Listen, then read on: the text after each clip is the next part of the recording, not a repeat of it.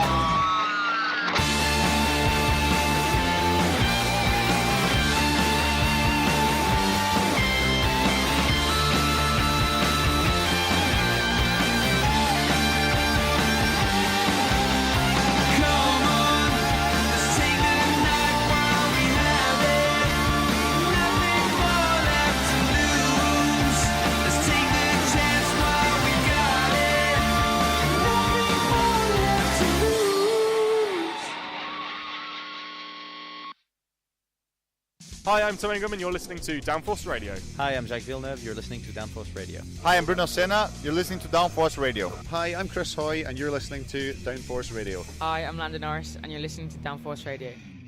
The moment of truth is nearly upon us. Hello again, everybody. Welcome back to the Motorsport UK British Car Championships from PF International in Lincolnshire. The repêchages and finals are almost ready to get underway. Jake Sanson here from the commentary box position, overlooking the start-finish line at this beautiful PF International circuit near Grantham in Lincolnshire.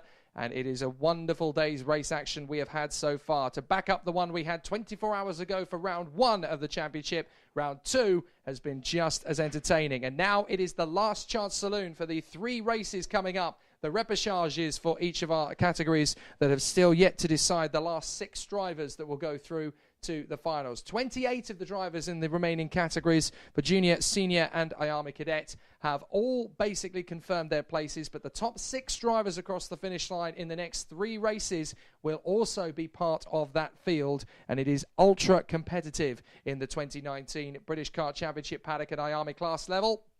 So it's obviously not particularly clear yet who is going to go through to that repechage, to the finals later. The drivers who don't make it through will still score championship points from 7th downwards. So it's time to find out. With the green flag flying across the gantry, the drivers are released and they will go on their rolling lap. These 3 races will decide who will join the contenders in the finals. So let's talk you through the repechage grid. For the Junior X30, race 34 of the weekend. JP Sleater and Marcus Littlewood are on the front row from Alessandro Serenetti and Sam Shaw, with Oliver Duffel and Blake Anglis, Jamie Mead and Archie Walker, and then Zach Meakin and Jacob McComb. Casper Scusa is alongside Drew Davidson, with Dylan Hodgkin alone on the 7th row as Wilgard Edqvist elects not to start. Alex Moody and Aaron Reshepi come next, with Ben Jenkins, Mikai Singh, Oscar Joyce, Aaron J. Walker and Harry Cottrell. It's been a very tough day at the office for plenty of the drivers in this field. It's going to get just a little bit tougher for a little bit longer. Only the top 6 drivers across the line will progress through to the final. But that doesn't make the job any less stressful. In fact, if anything, it becomes even more fever pitch than usual. And it's a very tough battle in this class at the best of times. So the drivers will obviously be trying to get their A-games very much up to scratch, and they'll pull out the race of their life if they can possibly get there. But it's not going to be clear-cut. Every single driver wants to be at the sharp end, and they will have to bring out the big guns in this race. It is Sleater, Littlewood, Serenetti, Shaw, Duffel, Anglis, Mead, Walker, Meakin and McComb. Let's see who gets there. It's a false start. Our first one of the entire day's action. That's not bad going, actually, to get our first false start of the day. It's been clean as a whistle all the way through the heats. We got a first start every single time, but on this particular occasion, it is a false start as the drivers at the sharp end of the grid obviously want to get the best possible getaway to charge forward to the front end of the grid. So it's obviously been very exciting all the way through the weekend, but we've had some tricky starts in the past, and this one is obviously going to be a little bit more of a patience factor, with the drivers having to go round another time. So they will warm up the tyres and brakes again, as they had already done so for the previous start, and then they will get themselves up into position. JP Sleater and Marcus Littlewood on the front row of the grid for the repechage. Alessandro Serenetti alongside Sam Shaw, his teammate. A total contrast to what happened yesterday, with those two getting a 1-2 in one of the heats. Now they find themselves on the second row of the repechage, hoping to break their way back through into the final. Oliver Duffel and Blake Anglis having difficult days at the office, with Jamie Mead and Archie Walker struggling, particularly in Archie Walker's case, having charged his way through one of the fields. He now finds himself back into the B final. So let's see what happens in the repechage. This is going to be a cleaner start, we hope. No, again! For the second time of asking. Absolutely unbelievable. For the second time in a row, it is a false start. So that is going to be a really difficult problem for the drivers, because obviously they need to be in the right position right off the start. We've had clean starts all day long, so to have 2 false starts in one go is quite unheard of over the course of the weekend. It's been pretty tickety-boo up to that point. I guess the drivers have been a little bit over-eager. But now, as they come around the second hairpin, they meet the steely gaze of Martin Bean, who will remind them that they need to form up into their grid slots. Calm down and get yourselves together. 2 false starts when the drivers on the front row of the grid have basically been ordered off the front row, and they've got to do it again. Let's see if this is going to be a clean start. That's better. Away we go, and to the inside line. Sleater's going to get a great start from Serenetti, as Littlewood is going to drop back into 4th position after a cracking start too from Oliver Duffel in 3rd position. So immediately JP Sleater hits the front, Serenetti 2nd, and Oliver Duffel in 3rd position. It's so far so good. Littlewood in 4th place. Then it's Blake Anglis who's in 5th position. And in 6th place, that is the 97 by the look of it, of Jamie Mead. Oh, and a spin on the way down the straight and into the barriers goes Alex Moody, who's shaking his fist quite dispassionately at one of the drivers in the mix. I'm not sure who he thought was the counterparty, but certainly Alex Moody is very unhappy about the way that has gone down. So he now finds himself at the back of the field. So now the race leaders come through the Mike Wilson complex, and it is going to be a very strong run for Serenetti, who has got to the front. Alessandro Serenetti didn't take too long about dealing with JP Sleater, so he leads the way early doors. Serenetti, Sleater, Duffel, Littlewood, Anglis, Mead, Shaw, Archie Walker, Zach Meakin, Jacob McComb, Drew Davidson and Dylan Hodgkin from Casper Scusa, and then it is Mikai Singh from Jenkins, Joyce, Reshepi, Aaron J. Walker, Harry Cottrell and Alex Moody. They come down the back straight, and it's already a good start from Alessandro Serenetti. JP Sleater wants the front end of the field. Littlewood's trying to get close enough to Oliver Duffel, and Sam Shaw breaks his way into the top 6. Nicely done from Shaw, and he needed to at that moment. He was not quite in contention for the final. Now in the top 6 he is. As up to second goes Oliver Duffel. Makes the move on JP Sleater. Then it's Littlewood.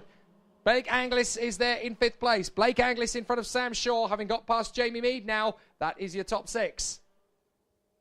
So Alessandro Serenetti is already threatening to break clear and disappear into the distance. He knows this place so well, and of course has made this place his home in the last 4 months, having won the Winter Series here at the Trent Valley Kart Club at the PF International Circuit. So he knows how to get this job done.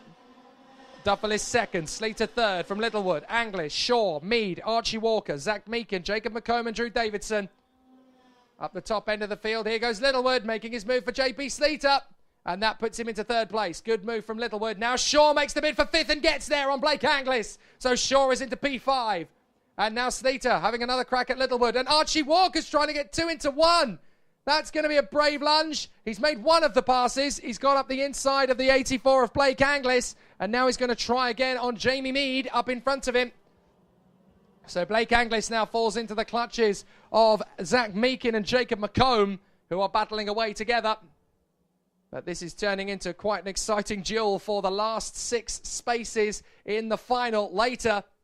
So we're going to have an absolute cracker of a race in the final with these guys pushing their way forward. Alessandro Serenetti leads the way. 2nd place for Duffel. Then it is Littlewood in front of Sleater now. Up into 3rd place goes Littlewood. Shaw is in 5th. And then that last spot in the top 6 is up for grabs. And it's Archie Walker trying to get it off Jamie Mead. Jamie Mead is currently P6. Archie Walker's going to try and blend off the throttle into turn 4. And he's through. Archie Walker gets up into P6. Next up in the chase is going to be Blake Anglis having a go at Jamie Mead.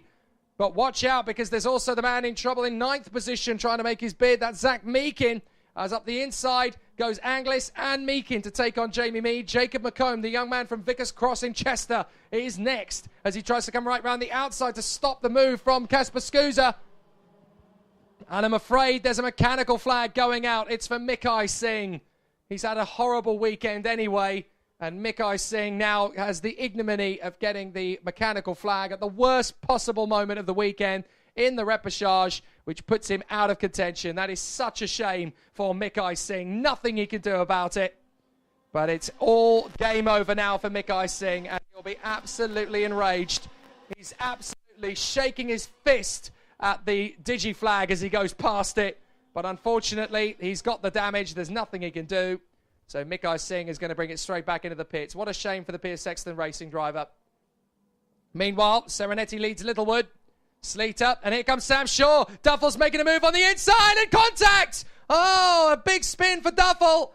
And he's down out of the top 6 now. Sleater is 3rd, Sam Shaw is 4th. Archie Walker up to 5th place, and Blake Anglis up to 6th. But for Oliver Duffel, surely it's game over now as he rejoins just in front of the 59 of Oscar Joyce, down in 18th spot. What a shame for Oliver Duffel. It just got too close between Sleater, Shaw and Duffel. And there was not really a lot that they can do about that one. So Littlewood is now tagging onto the back of Alessandro Serenetti as the leaders go through. Serenetti, Littlewood, Sleater, Shaw. 5th is Archie Walker. 6th now is Zach Meakin. He won the repechage yesterday, don't forget, to get himself back into the final. So he'll want to get into that final for the 2nd day in a row. As Archie Walker makes his bid on Sam Shaw. Shaw is going to fight back, and he keeps the place. But now comes Zach Meakin, as Archie Walker's going to have trouble both sides. On the right, it's going to be Zach Meakin. Potentially on the left, it was Blake Anglis. Now Anglis is going to change tack and get on the inside of Zach Meakin, but that's not going to happen. Meakin will try again. A long fight back from Blake Anglis on the back of Zach Meakin, and then comes the 11 of Casper Scusa. So Casper Scusa, up the inside of Jacob McComb goes Jamie Mead. So lots of battles in this race. To be fair to Oliver Duffel, I'm amazed he's still going. He pirouetted around like a spinning top at a carousel. Absolutely amazing. And now he's still running on. pushing on hard to try and make up as much ground as possible. He's up to 17th already. Serenetti and Littlewood go through with 5 minutes and 45 on the clock, plus the additional lap. Sleater in third, Sam Shaw is fourth, from Walker, Anglis, Scusa, Mead, McComb. These are long races from this point on. 12 minutes plus a lap for the repêchages, 15 minutes plus a lap for the final in all 4 classes. Littlewood down the back straight, on the toe of Alessandro Serenetti. A big gap back to JP Sleater. Up to 5th position now has come Blake Anglis in front of Jamie Mead. Actually, no, that's Kasper Scusa up into the 6th place spot. So Kasper Scusa has broken into 6th, and that has displaced Archie Walker, the McLaren DNA youngster, down to 7th position. Up the inside comes the 81, and that is the very talented Zach Meakin making the move on the inside there of, I think that is Jamie Mead. So Zach Meakin has got through. Jacob McComb is at the back of those two as well. So Marcus Littlewood still running on well with Alessandro Serenetti. Down the straight and up towards the first chicane. They go through. 3rd is Sleater. 4th is Sam Shaw. 5th place is Blake Anglis, and 6th is Kasper Scusa. There's a warning flag going out, and it's for the 95. Now, that is Drew Davidson. So Drew Davidson has been given a warning for something. Didn't see what it was, but he's been given the warning regardless as they battle away in the top 6 again. Blake Anglis through to 5th position in front of Kasper Scusa. Here comes Archie Walker going for that 6th place spot. Kasper Scusa doesn't want to relent, and that's beautiful from Archie Walker. He makes it stick. And now Zach Meakin's there to his right. Archie Walker's going to be drifted out here as up the inside comes Mead and Scusa. Archie Walker still holding his own in the middle of the pack. He comes round the outside of Jamie Mead to fend him off. Lovely defence from Walker. Hangs on to 7th place. That was not an easy move to pull off. When he had Flotsam and Jetsam, cannons to the right of him, cannons in front of him, he manages to make it work beautifully. Through to the chicane. Alessandro Serenetti and Marcus Littlewood battling for the victory out front. Sleater and Shaw, 3rd and 4th. 5th is Anglis, 6th is Scusa, 7th is Mead. Meakin is 8th now. McComb is 9th, so Archie Walker's gone from the fray by the look of it. Where's Archie Walker? He's gone off for the final corners of the race. So Archie Walker has gone off on the final turns, and he is now down and out of it. What a shame for Archie Walker. He did such a good job to defend, but he seems to have come off somewhere around the course, probably off at Bobby Game, and he's not the only one. I think somebody else is off there as well. Couldn't see who it was, but certainly yellow flags. I think it was debris they were clearing off. But Archie Walker's dreams of getting into the A final are now well and truly extinguished, just as they were for Alex Moody, just as they were for Oliver Duffel. What a shame. 3 minutes plus the additional lap to go. And it's Alessandro Serenetti in front of Marcus Littlewood, 6 and 12 out in front. 3rd place is 18. It's the multiples out in front. Sam Shaw is now right on the tail of JP Sleater. 5th is Blake Anglis, and it's an absolute war for 6th place. It's the last position in the ranks to get them through to the finals, and Sam Shaw makes the bid for 3rd place and gets it on JP Sleater. Brilliant move from Sam Shaw. That books and guarantees the place surely into the final. With his teammate up front, Sam Shaw fighting back to 3rd in front of Sleater. That was really well handled from Sam Shaw. Meanwhile, a big lunge further back as they are battling with gusto to try and get into that final 6th place spot. It is Meakin who is there at the moment behind Blake Anglis. Then it is Mead. Aaron J. Walker has fought his way up into 8th place. Archie Walker's teammate, no relation of course, but they are teammates nonetheless. And as they go up to the far side, it's going to be a really exciting battle that greets them onto the home stretch. Comes the leaders, Alessandro Serenetti and Marcus Littlewood, still dueling away with under 2 minutes to go, plus the additional lap. It's going to be tight, it's going to be tense, and it's going to be very fast and furious stuff. But Zach Meakin is trying to hang on to that 6th position by a thread. It's very tight at the top end of the field. Serenetti in front of Littlewood, down the back straight. And still, there will be plenty to do as Littlewood tucks up to the back of the Italian. Serenetti, Littlewood, 3rd place, Sam Shaw. Blake Anglis has caught up JP Sleater quite significantly now, so he's there in 4th position, Sleater. Anglis would love to be able to make up one more place to really guarantee it, just in case there are penalties. So it'll be good to get an opportunity to move his way further forward. One more place. Zach Meakin is in the hot spot in 6th position. Aaron J. Walker has moved up into 7th. And with some support from the likes of Mead and Hodgkin, he may get a chance to go one further. Aaron J. Walker, this is of Dan Holland Racing, has come up 13 places to 7th place. He's 1 away from qualification for the final. Serenetti in the lead from Littlewood. Then it is Sam Shaw in JP Sleater and Blake Anglis. Meakin is 6th. Aaron J. Walker now 7th. In front of Jamie Mead, Dylan Hodgkin and Casper Scusa. From Reshepi, McComb, Duffel, Davidson, Cottrell, Joyce, Jenkins, Moody and Archie Walker. But down the back straight, this is going to get pretty spicy as Shaw is fending off the attack from JP Sleater and hanging on to 3rd place in the first hairpin. Meanwhile, Serenetti and Littlewood are still snapping at each other's heels on the penultimate lap of the race. They're not going to get 2 laps in now. This is going to be just 1 more at the end of this one.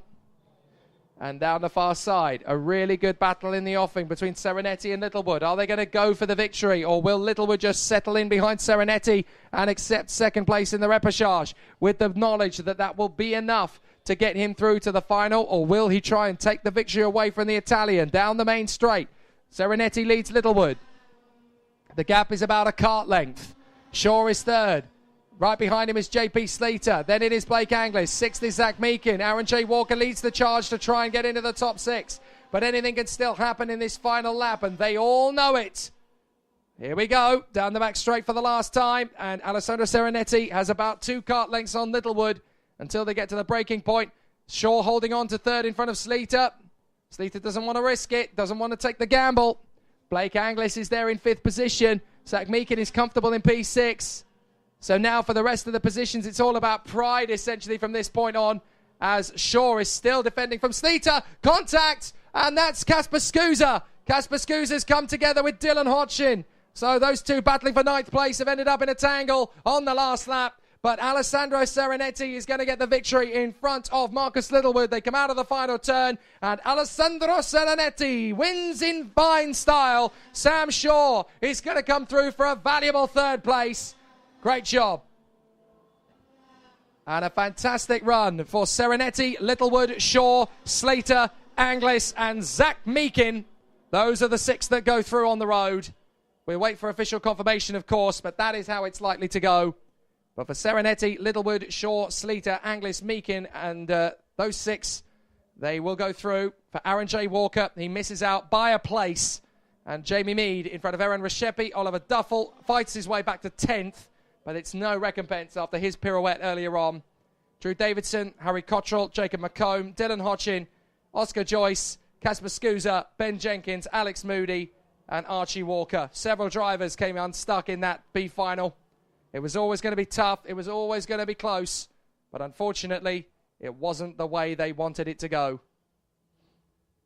So in that repechage, it ends up going the way of Serenetti in front of Marcus Littlewood, Sam Shaw, and JP Sleater, with Blake Anglis and Zach Meakin joining them. And if those positions stay as they are, those 6 will be the ones that go through to the final of the Junior X30, which is coming up a little bit later on at 4:30 local time. So we'll make sure that the drivers are ready for that battle with plenty to do and plenty to talk about, as the race action is going to be absolutely fantastic. So the drivers will want to have a really good run and a really good battle ahead of them. So we'll make sure that obviously all of the drivers are in a good position and a good place to get them into the right frame of mind for the races up front. They want to make sure that they are in a good position and they want to be in for the win. But this is not going to be easy, and they know it. So it's obviously going to be a very tough battle ahead of them. They know what's at stake. But obviously the racing is always going to be frenetic at Junior X30 level anyway. So we'll see what the drivers make of it as they build themselves up for the action in front. Now we're going to do it all again for the Senior X30 repechage. The top 6 drivers again across the line are the ones that will be going through to the main event a little bit later on. It's all about timing. It's all about putting yourself in the right position at the right time. But it's never easy. And they're all going to be fighting for that same bit of road. So we'll see what everybody can do as they put themselves into the main positions. And the battle is always going to be intense and always going to be very strong. So we'll have to see what the drivers can do as they battle away for position. But we know it's always going to be very tough. All of the drivers are at that point now where they have recognized just what's at stake.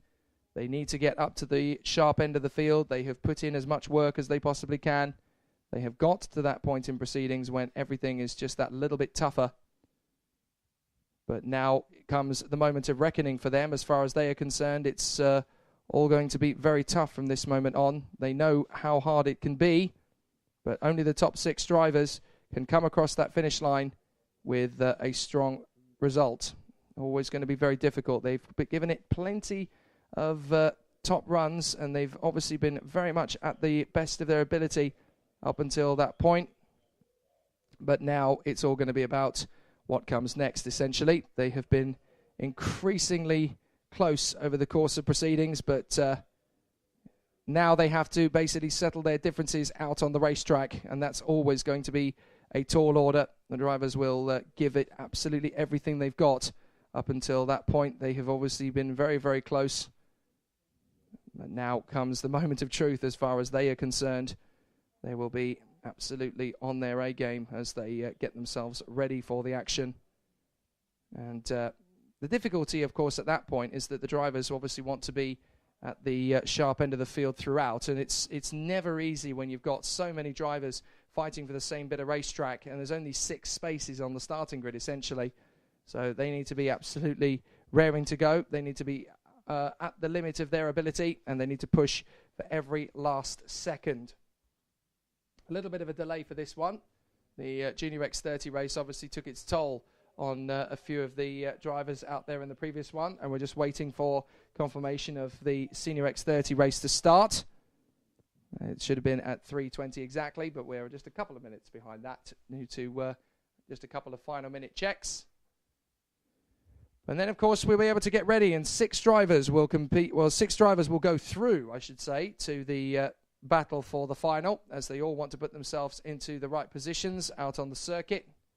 But with only 6 spaces available, it is always going to be very close and always very tight, as the drivers will want to get the victory done. Let's talk you through the process in Senior X30 so far, because it is going to be a very difficult road to get here, and it has been quite a tough one over the course of today. Gus Lawrence got the initial pole position. 4 heats later, there were wins for Louis Westover, ahead of Morgan Porter and Oliver Hodgson in the first race, ahead of Elliot Harvey and Matthias Agazeta from Alex Pendlebury in 6th. In the second heat, it went the way of Gus Lawrence, ahead of Clayton Ravenscroft and Mark Kimber, with Lewis Malin, Luke Whitehead and Derek Morgan following in pursuit. In the third heat, where we had lots of drama, Louis Westover won again in front of Mark Kimber and Alex Pendlebury from Lewis Malin, Matt Armstrong and Rory Hudson.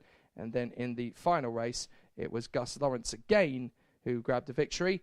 And it was ahead of Thomas Turner and Elliot Harvey from Clayton Ravenscroft, Cole Kilner and Morgan Porter. So what does that mean in terms of who gets the pole position? Because the 2 drivers essentially have ended up with exactly the same amount of points because they both won their heats. Well, we'll find out which of them is going to get the pole position ultimately a bit later. But obviously both drivers are going to be starting on the front row of the starting grid. So it's going to be a really good run as they will battle for supremacy. We're waiting for the signal to go as the drivers are getting ready for their last opportunity to battle at the sharp end of the field in Senior X30. It is now time to get them ready for the off. But this is the race that will decide who is going to be part of the Senior X30 final dais. Only 6 drivers can come through, and it will be very tricky to decide who gets there. There is no terrible way to win. There is only winning. Let me drive. I will make a fool out of you. Every one of us has to find a reason to do this. You do it because you're driven. I was beginning to think I'd never be anything more than a piston-happy lead-foot punk. Then this starts to happen. Somebody put it in your mind you gotta be perfect every time out or you're a failure. Well, forget that. Just forget it. You ready to put away your toys and grow up? Are you ready to make more money in 1 year than your father made in his whole life? Are you ready to become a real race car driver? When I won it was probably the last time I ever felt pure victory. Because I'm quicker than all of you. And if you no longer go for a gap that exists, you're no longer a racing driver. But hell, isn't that what we're in this for? To stare death in the face and to cheat it? Come on, there's nobility in that. It's like being knights. No pressure, nobody breathing down my back, just driving because I left it pure. A lot of people go through life doing things badly. Racing's important to men who do it well. When you're racing, it's life. Anything that happens before or after, it's just waiting. I just hope when you do, that I'm there to see it. Racing. That's the name of the game, isn't it? Win or lose, put up or shut up. Fine.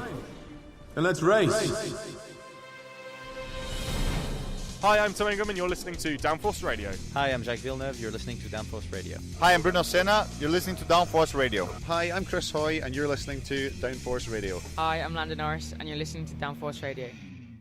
So the Senior X30 Repechage is up next, and it will be the French racer Caroline Gandas who will be on pole position for it, with Rory Hudson alongside. We've had an update on the condition of Lewis Gilbert, who you may remember, of course, yesterday was involved in an accident in the fourth heat of the day yesterday and ended up having some battles.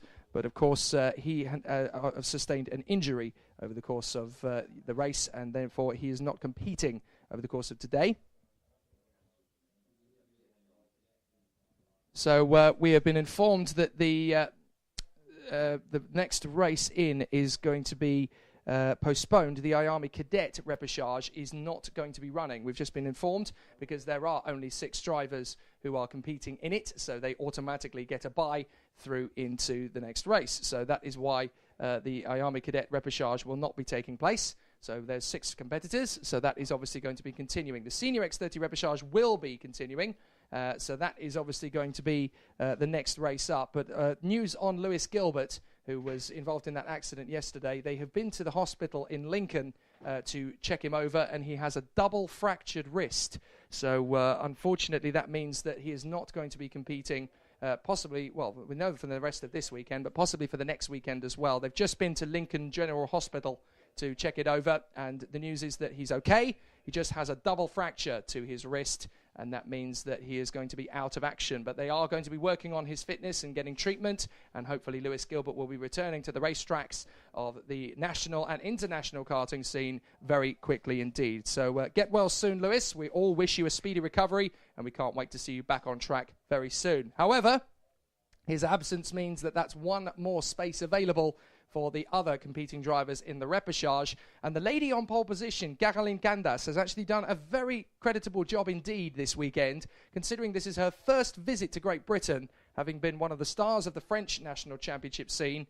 And she has done very well with the Litchfield Motorsport squad all weekend, and they put in an amazing effort, both her and her teammate, Louis Morris, who is also in the field for this repechage. But Gandas has an ultimate opportunity here from pole position, along with Rory Hudson on the front row of the grid. Piers Henderson and Henry Ayers will be on that second row of the starting grid, with Thomas Wood and Jack Gordon together on the third row. So on paper, those 6 are the most likely to get through. However, it's never as clear-cut as that. And we're told that the race is going to get started for Senior X30 repechage at past. So obviously that is to coincide with the fact that the IAME Cadet Repechage is not going to be taking place. So that race has been removed from the bill, and it will be the Senior X30 Repechage that will be the penultimate race, the last race before we get to the 4 finals for Mini X30, Junior X30, Senior X30 and IAME Cadet. So the IAMEs get a little bit of a breather, and all 6 of the remaining drivers in the IAME Cadet list will get to continue on with the remainder of the race action a little bit later on. Their final, by the way, for IAME Cadet takes place at 5:30 local time. The Senior X30 will be taking place half an hour before that at 5 p.m. The Junior X30 final is at 4:30. And then the Mini X30 before that is 4 p.m. That is the next final, but then that is going to be taking place in about half an hour's time as we get ready for the Senior X30 Repechage. This is where it's all going to start to be very exciting and very, very noisy indeed up at the sharp end of the field. So the drivers will want a good start. Let's talk you through the grid in full. Caroline Gandas and Rory Hudson from Piers Henderson and Henry Ayers. Thomas Wood and Jack Gordon will be together on the third row of the grid from Romain Leroux and Rufus Hunt. Tom Nippers and Matilda Olsen come next with Ollie Greetham and Alex Lloyd. Ryan Green and Eduardo Cosseteng from Lee Chamberlain and Abigail Ross. Alexander Patterson comes next in front of Harry Barlow. And then Louis Morris from Cameron Coombs, Josh Graham and Callum Driscoll. So the drivers are ready for another fast race. 12 minutes plus the additional lap. It's a long repechage, and they've not got a lot of time to mess around with.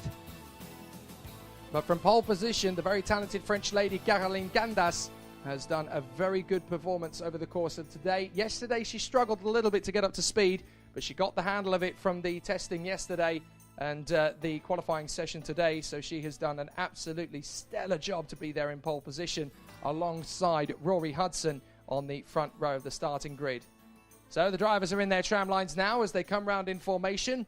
Gandas, Hudson, Henderson, Ayers, and then Wood, Gordon, LaRue, Hunt, Nippers, and Olsen. And it's, again, only the top 6 drivers across the line that will come through to the final. Ready? And it's a cracking start. Absolutely bolt as brass as away they go. The number 10, Rory Hudson, charges through to the first corner.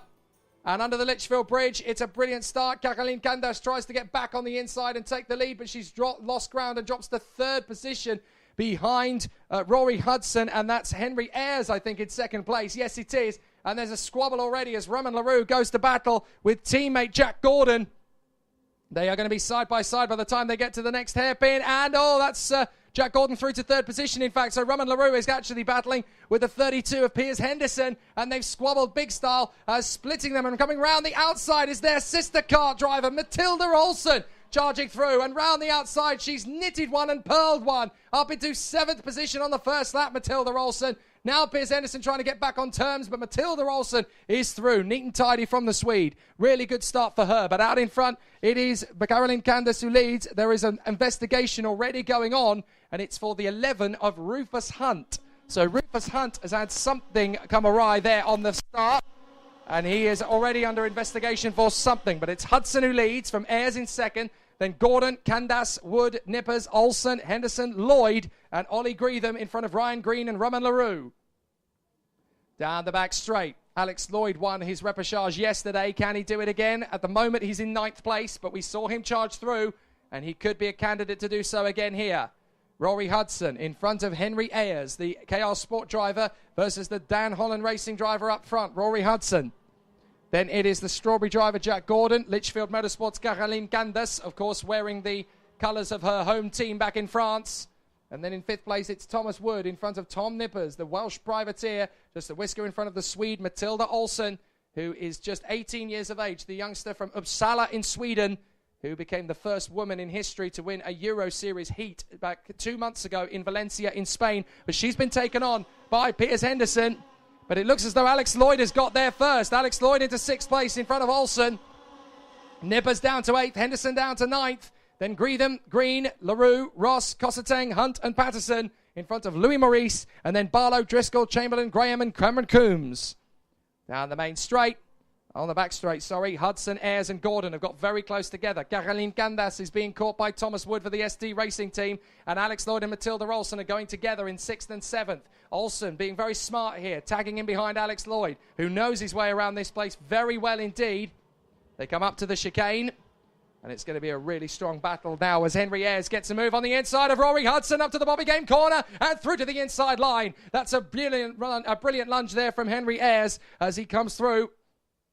So Henry Ayres is now in the lead of the race, up in front of Rory Hudson and Jack Gordon. Jack Gordon in 3rd position, charges his way forward into the chicane. 4th is Candace, 5th, and assisting her is Thomas Wood. Then Alex Lloyd and Matilda Olsen working together as Olsen has a brief look at Alex Lloyd for 6th place. Lloyd is not going to make that one happen. As up the inside of Matilda Olsen for 7th place goes the sister kart of Piers Henderson. Piers Henderson for the Strawberry Racing team comes through past his teammate Matilda Olsen. Olsen is back up the inside though, wants that 7th place and wants to follow in behind Alex Lloyd. Now up to 4th place comes Thomas Wood past Caroline Gandas. So they are squabbling. Henderson back on the inside of Matilda Olsen. It's civil war at Strawberry Racing between Henderson and Olsen.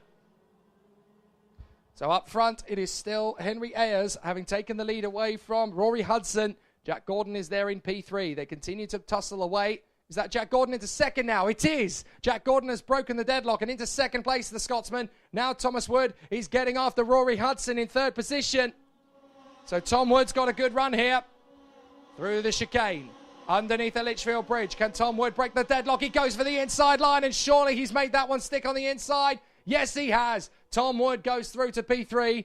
A fantastic run over the Litchfield Bridge. And now Rory Hudson is in the clutches of the French racer Caroline Candas. So Caroline Candas doing a fantastic job there in P5. As into the lead goes Jack Gordon. Jack Gordon takes the lead in front of Henry Ayres out of the first hairpin into the second hairpin, and still a great run. But Jack Gordon holds the advantage over Henry Ayres. Then it is Wood. Fourth is Hudson. Then it is Candas. And then it's Lloyd in front of Henderson and Olsen. A really tough battle in the offing up at the front end of the field as they want to continue to control the pace. But the race leader is Jack Gordon. The Scotsman for Strawberry Racing heads the pack. Then in second place, it is Henry Ayres of the KR Sport team. Tom Wood for ST Racing is in third place. Fourth is Rory Hudson. Fifth is Caroline Candas. And sixth is Alex Lloyd. If the race were to end here and now, those are the six that would go through. But Alex Lloyd in sixth has just set the fastest lap of the race in his bid to close up on the top five. And into second goes Tom Wood. He makes the move off the bridge as they go down the back straight now. Into second place goes Tom Wood. Ayres is defending valiantly from Rory Hudson and Caroline Candas. But now it is Jack Gordon in the lead from Wood, Ayres. Then it's Hudson. Oh, Hudson gives a little bit of a nudge on the back there of Henry Ayres in the braking zone. He missed his braking point by about half a metre, it would look like, as he nudges him there on the way through. And now down towards Bobby Game Corner. It hasn't done them any favours, but it hasn't hurt their progress either. They are still third, fourth and fifth, those three.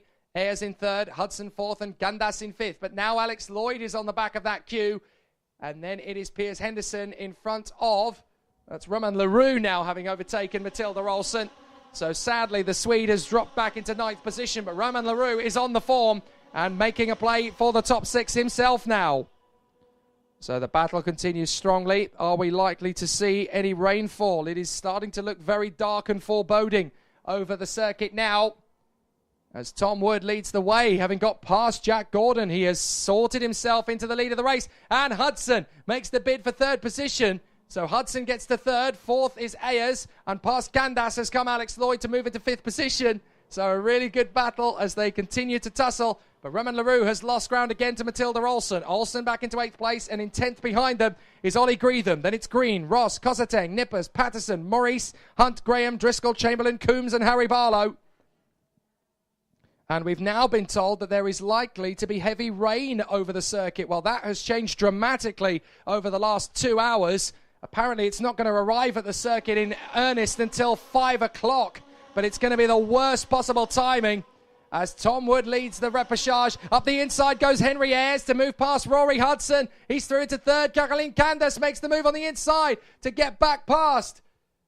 And Alex Lloyd has gone through into third position in all of that. So Lloyd is now P3. But it's Wood in front of Hudson, then Lloyd. Henry Ayres is down to fourth. Candas is back up to fifth place. And then it's Jack Gordon down to sixth in front of his teammate.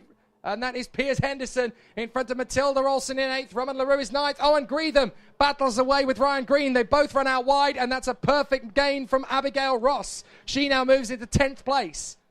So three of the ladies in the top 10 battling their way through. Caroline Candas, Matilda Olsen, and Abigail Ross. The French lady, the Swedish racer, and the Scot all battling away. So here they come over the line. Tom Wood, Rory Hudson, Alex Lloyd, Henry Ayres, Caroline Candas, and Jack Gordon in the top 6. Then Henderson and Olsen. It looks as though to the lead now comes Hudson through the hairpin. Rory Hudson is into the lead, and Alex Lloyd through into second. It's DHR 1 and 2 now. Dan Holland Racing's Rory Hudson leads Alex Lloyd. Is Alex Lloyd going to come through to win the repechage just as he did before? It's a late lunge on Caroline Candas, and that drops her from 5th to 7th as the Strawberry Racing, I was going to say pair, but it's now trio breakthrough because we had first Gordon, then Henderson, and now Matilda Olsen. Olsen backs off, though, and lets Caroline Candas come back as she asserts herself back on the inside of Olsen. So the two ladies fighting for position just outside the top 6. Caroline Candas versus Matilda Olsen racing for 7th place, with Abigail Ross having moved her way into the top 10 last time round, of course, as well, tucked up behind Roman LaRue. So Alex Lloyd is now behind Rory Hudson, 1 and 2, 3 minutes plus the additional few seconds and another bonus lap.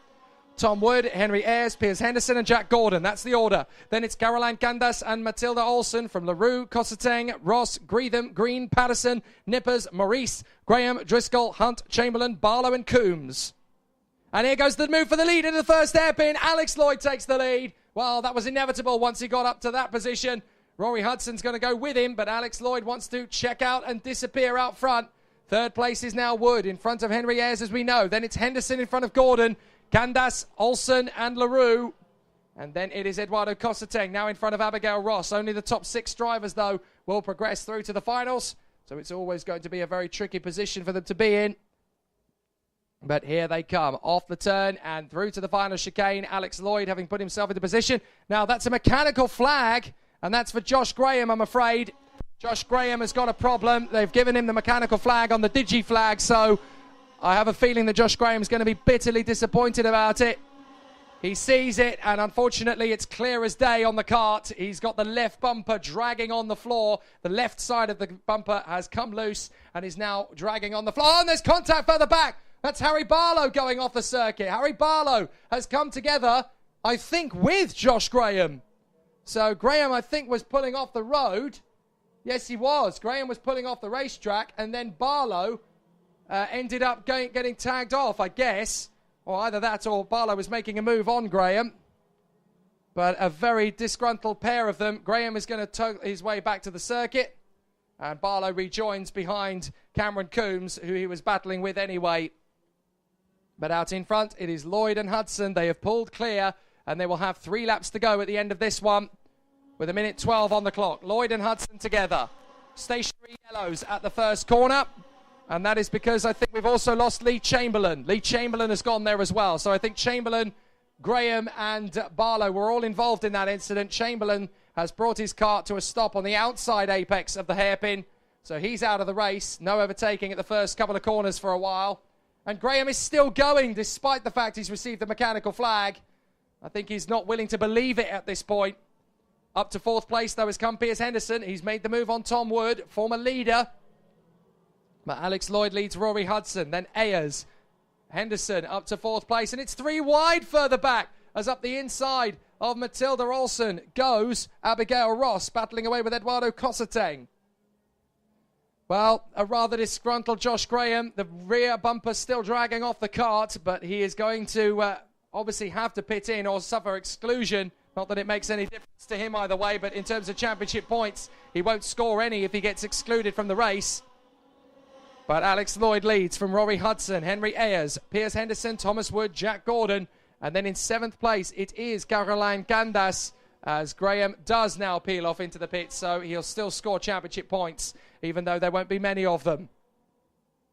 So Alex Lloyd in front of Rory Hudson. 3rd place, Henry Ayres. 4th is Piers Henderson.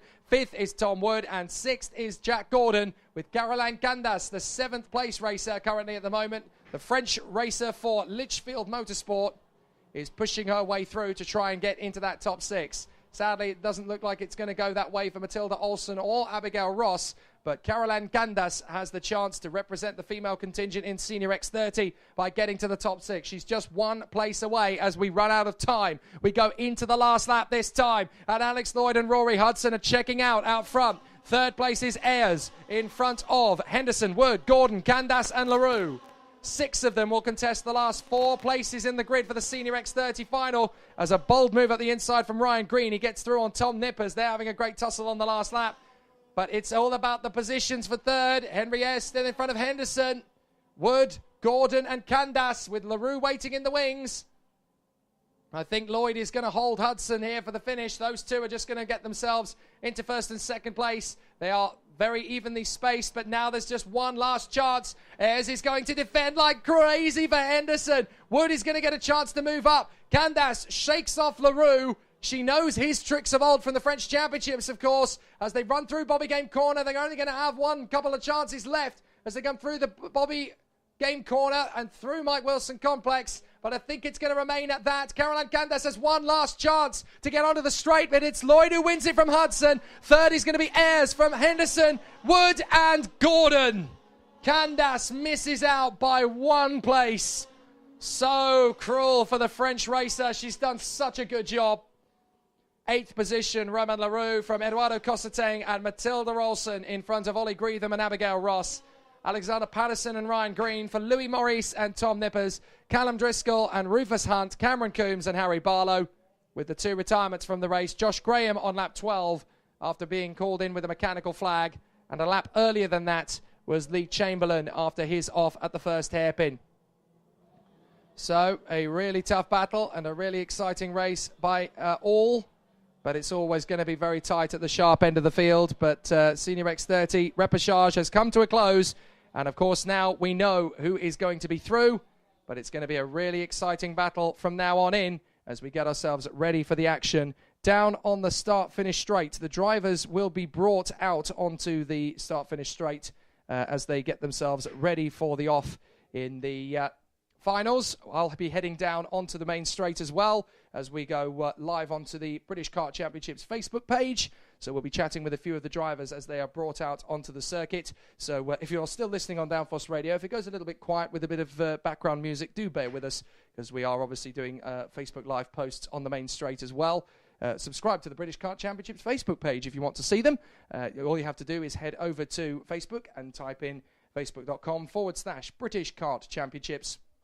And you can follow along with all the action and as well our podiums, reviews, our press conferences through the season as well. It's a great place to catch all the video action as well when the Tunafish Media Company has created its video edits. They are here filming the finals of each of the 4 classes, so we will have plenty of action to talk about as we prepare for action. The first race of the finals is going to be the Mini X30 finale, and that is going to be at 4 o'clock. So we've got a few minutes to wind down and get ourselves onto the start-finish straight and start chatting to the drivers. But obviously it is a very exciting battle ahead of us with those 4 races that will decide round 2 championship leader.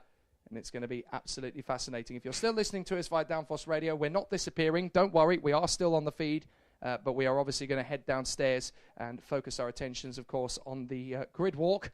So there will be a slight pause, but do stick around. Grab yourself a quick cup of tea, and you'll be ready for the action. But everybody trackside here is going to be ready for an amazing spectacle. The finals of the IAME classes for the Motorsport UK 2019 British Kart Championships for the Mini X30, Junior X30, Senior X30 and IAME Cadet categories. The second round of the championship after yesterday's finals were in for cracking races, especially with a new and renewed threat of rain, which according to the Met Office is likely to strike at about 5 o'clock with a 70% chance of hitting the circuit. So that could be very tasty come the finals for Senior X30 and IAME Cadet. Everybody crossing their fingers that won't be the case. But whatever happens, we're going to have plenty of drama to talk about here at PF International. The finals are up next. There is no terrible way to win. There is only winning. Let me drive.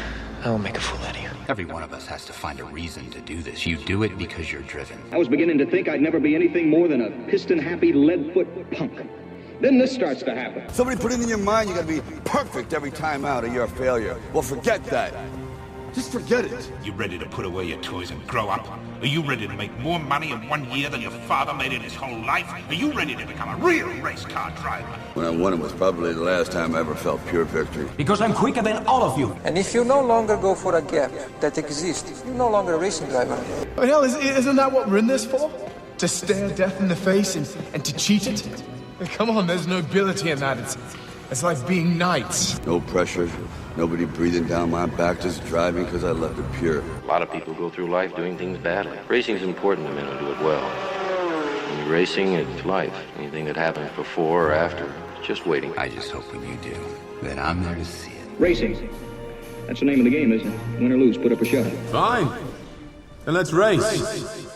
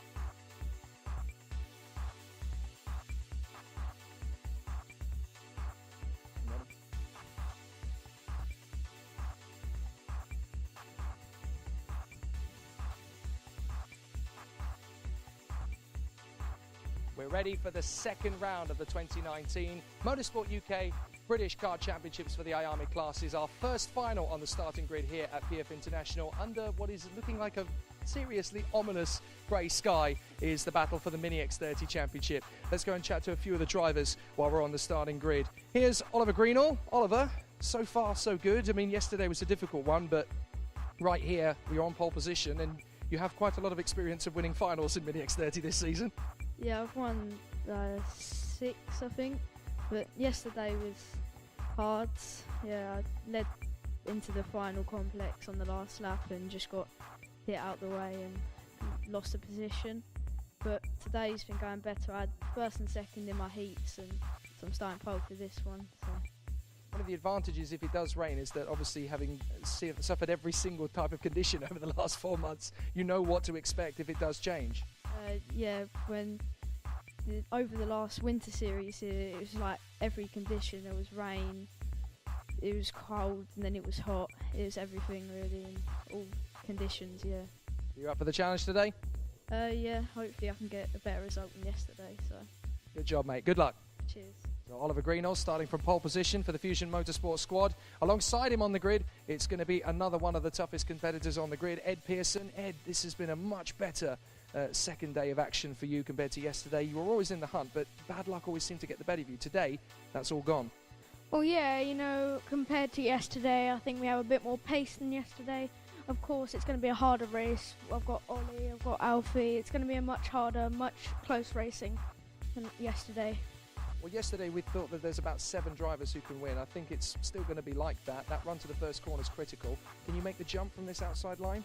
Oh, I'll try my best, but I think I'll be very close. I'm going to try and push everyone to the limit, so that's all I can do. Fantastic. Good luck. Have a great race.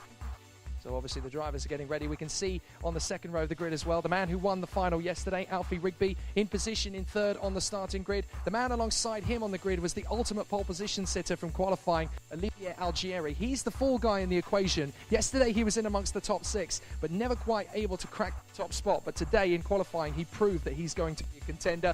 We've also got the Mexican, Ian Aguilera, starting from that third row of the grid on the inside line. He's been absolute lightning today, really taken the ball by the horns and come up with the goods. Theo Makuris is always going to be a podium contender. He was third yesterday, very nearly had the win as well. So Theo Makuris is definitely going to be one of the main contenders. Behind the top 6, there are plenty of races to go for the play as well. What about the man who got his first European podium just 2 weeks ago? Marcus Lizio raced in the European Junior Series and bagged a podium in his first ever meeting at that level in Marienburg in Belgium. So he's definitely going to be a contender. And then the man who was second in yesterday's final, Luke Watts. It's been a difficult day of the office for Luke, but they are absolutely resolute that this is going to be a much stronger race for him come the final. And then we've got an all-Fusion Motorsport row 5, and that's just about the time we've got before we need to make our way back to the commentary box. Bart Harrison, very much more consistent today, perhaps than he was yesterday, getting a lot more luck out of the kart than he did yesterday. But there's going to be a strong charge from Jessica Edgar. Fastest racer of the entire weekend from her performance in Friday practice. So you cannot underestimate how good Jessica Edgar is going to be. There's 8 other drivers in the field who are going to be very strong. The weather is changeable. We're not sure if it's going to hold off over the course of the entirety of the race. And that makes for unpredictability. Can't wait. So the battle is going to be really intense. Thank you to all of those of you trackside here at PF International. We're going to get ourselves ready for the final. I need to disappear up to the commentary box so that it doesn't sound like I've run out of oxygen. A massive thank you to all of the drivers from the Mini X30. 4 minutes until we get ourselves ready for the start. But what a grid that is going to be off the start. That front row of Oliver Greenall and Ed Pearson is going to be absolutely magic to behold as they charge down to the first corner. Both of them have the ability to get to the top spot as they work their way around the circuit, but there's plenty to do and they know what's at stake. The tension is building as we get ourselves ready for the action in Mini X30, and they all want to be at the sharp end of the grid come the checkered flag. So it's always going to be a very difficult Mini X30 race. The clouds are coming in, there is the ominous threat of rain, and of course we also know now that there is going to be a very long race in front of us, because of course we have that threat of a 15-minute plus 1 lap race. And there's so many variables that are going to come into play in this battle. Such a competitive grid in Mini X30. Lots of competition, lots of great fights. It will be particularly difficult to predict who's going to come through at the top spot, but everybody wants to get to the front. And when the pressure's on, all of these drivers are going to have to stand and deliver at the front end of the grid right from the start. It's going to be tough. I'm going to talk you one more time through that full grid as we prepare ourselves for the action. Of course, all of the commentary from today is also going to be part of the Tuna Fish Media battle. So it's we'll make sure the drivers can come through and have a bit of a battle as they wait for position in front. But we are going to have a spectacular race action. We'll talk you through that grid in just a moment's time. There is no terrible way to win. There is only winning. Let me drive. I will make a fool out of you. Every one of us has to find a reason to do this. You do it because you're driven. I was beginning to think I'd never be anything more than a piston-happy lead-foot punk. Then this starts to happen. Somebody put it in your mind you gotta be perfect every time out or you're a failure. Well, forget that. Just forget it. You ready to put away your toys and grow up? Are you ready to make more money in 1 year than your father made in his whole life? Are you ready to become a real race car driver? When I won it was probably the last time I ever felt pure victory. Because I'm quicker than all of you. And if you no longer go for a gap that exists, you're no longer a racing driver. But hell, isn't that what we're in this for? To stare death in the face and to cheat it? Come on, there's nobility in that. It's like being knights. No pressure, nobody breathing down my back, just driving because I left it pure. A lot of people go through life doing things badly. Racing's important to men who do it well. When you're racing, it's life. Anything that happens before or after, it's just waiting. I just hope when you do, that I'm there to see it. Racing. That's the name of the game, isn't it? Win or lose, put up a shot. Fine. Then let's race. So, time to run you through that final grid for the Mini X30 finale. It's going to be a spell-binding encounter as all of the drivers are now into position on the starting grid. Oliver Greenall in pole position. Alongside him on the front row of the grid, it will be Ed Pearson. Yesterday's winner, Alfie Rigby, will be third on the grid on the second row. Fourth position on the grid is the original pole position setter from qualifying, Olivier Algieri. In fifth position, it is the Mexican Ian Aguilera for Fusion Motorsport. Beside him on the grid, it is Theo Makuris. Then seventh position on the grid, it is the 88 of Marcus Luzio for Dan Holland Racing. He is there in seventh position on the grid. Alongside him, it is Luke Watts, who was on the podium yesterday, and he will be on the fourth row of the grid. Then it will be an All Fusion Motorsport row 5, and that's going to be Bart Harrison alongside Jessica Edgar. Next up in the midst, it is going to be a tough battle for Dan Bolton from 11th position on the starting grid. He takes residence on the inside line from the German Alexander Renner, who is there for Dan Holland Racing on row 6. Gabriel Stilp comes next for Croc Promotion. He is there with Aidan Line for V Motorsport. Then it's JJ Russell, Antonis Sofronio, Evan Brown and Ashton Parsons. The drivers are led away around the grid, and it's Mini X30 final time here at PF International as we get ourselves underway and ready for race action in the second round of the 2019 Motorsport UK British Kart Championships for Mini X30. It will be quite a spectacle. Oliver Greenall and Edward Pearson on the front row from Alfie Rigby and Olivia Algieri. Ian Aguilera and Theo Makuris from Marcus Luzio and Luke Watts. Bart Harrison and Jessica Edgar from Dan Bolton and Alexander Renner. Gabriel Stilp and Aidan Line from JJ Russell, Antonis Sofronio, Evan Brown and Ashton Parsons. They make their way through the second hairpin on the short stretch towards the chicane. Martin Bean is there to make sure that they are in position. They will form up in their two tram lines and will go racing. 15 minutes plus 1 lap. They are long finals in this British Kart Championship, which makes it all the more tough. Plus, there is the onset of potential rain to throw caution into the mix. We have not had rain predicted all weekend until the last couple of hours when the forecast changed dramatically, and now there is a 70% chance of rain falling in the course of the next 2 hours. So it could even happen during the course of this race. We will wait and find out. Out of the final corner, Greenall, Pearson, Rigby, Algieri, Aguilera, Makuris. Is it a clean start? It certainly is. And we race at PF International. Rigby comes through in a second place, charging in behind Oliver Greenall as they go under the Litchfield Bridge for the first time. And it's going to be a cracker through to the hairpin as Pearson lines himself up in third position. They go round the hairpin up to the inside. That's a brilliant start from one of the Fusions. That looks to me like Ian Aguilera has already got himself through into fourth position. Rigby goes out a little bit wide as they go down the back straight, but manages to tag in with Pearson and Aguilera. They're bumping and boring down to the braking zone. They've got to be careful to get the thing stopped as they go through, but out in front it is Oliver Greenall. Rigby in second place, then Pearson from Aguilera, who tries again. Rigby's trying to come right round the outside of Oliver Greenall, and they push down to the straight towards the chicane.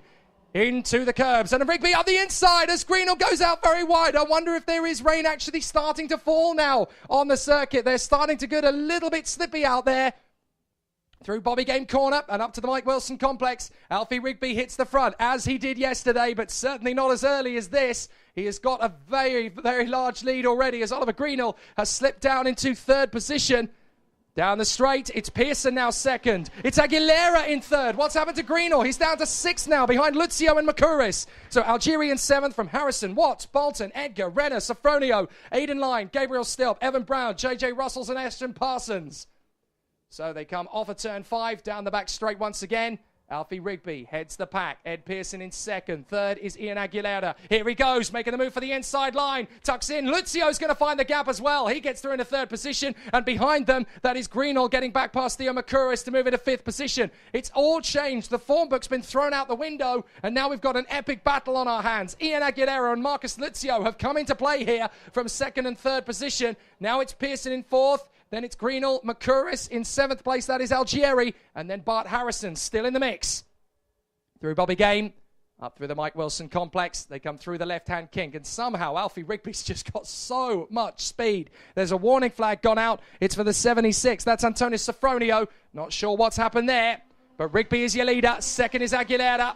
For a moment, it looked as though Greenall was going to in on the inside to make the move on Ed Pearson, but he's going to have to think better of it as Lucio goes for second on Aguilera and gets through. There might be more than one move, though, as up the inside, that is one of the Coles drivers trying to make through. That's got to be Pearson trying to get himself back into P5 on Makuris and has done so, but Aguilera is still there in third position. Ian Aguilera in front of Greenall. Makuris makes the dive for the inside into fifth, and behind them, Watts makes the move on the inside to eighth place past Bart Harrison, with Pearson struggling with Olivier Algieri to his right side.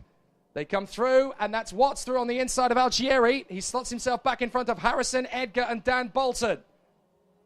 They skate through the chicane and up towards Bobby Game Corner, through the right, and up towards Mike Wilson Complex once again. Rigby still absolutely lording it out in the lead of this race. This is not the open and even contest for the victory we thought it was going to be. This is a one-way freight train for Alfie Rigby out front as he holds the battle. They've now got to work together to catch up to him.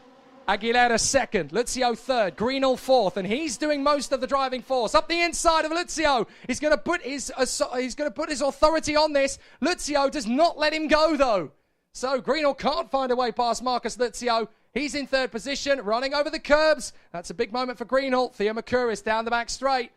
And now making the lunge into the corner. That's Greenall charging through into third position. Makuris gets through into fourth as well at the expense of Lucio. Then it's Watts, Pearson, Algieri. And there's Edgar making a big lunge on Harrison. A very late move from Algieri on Pearson.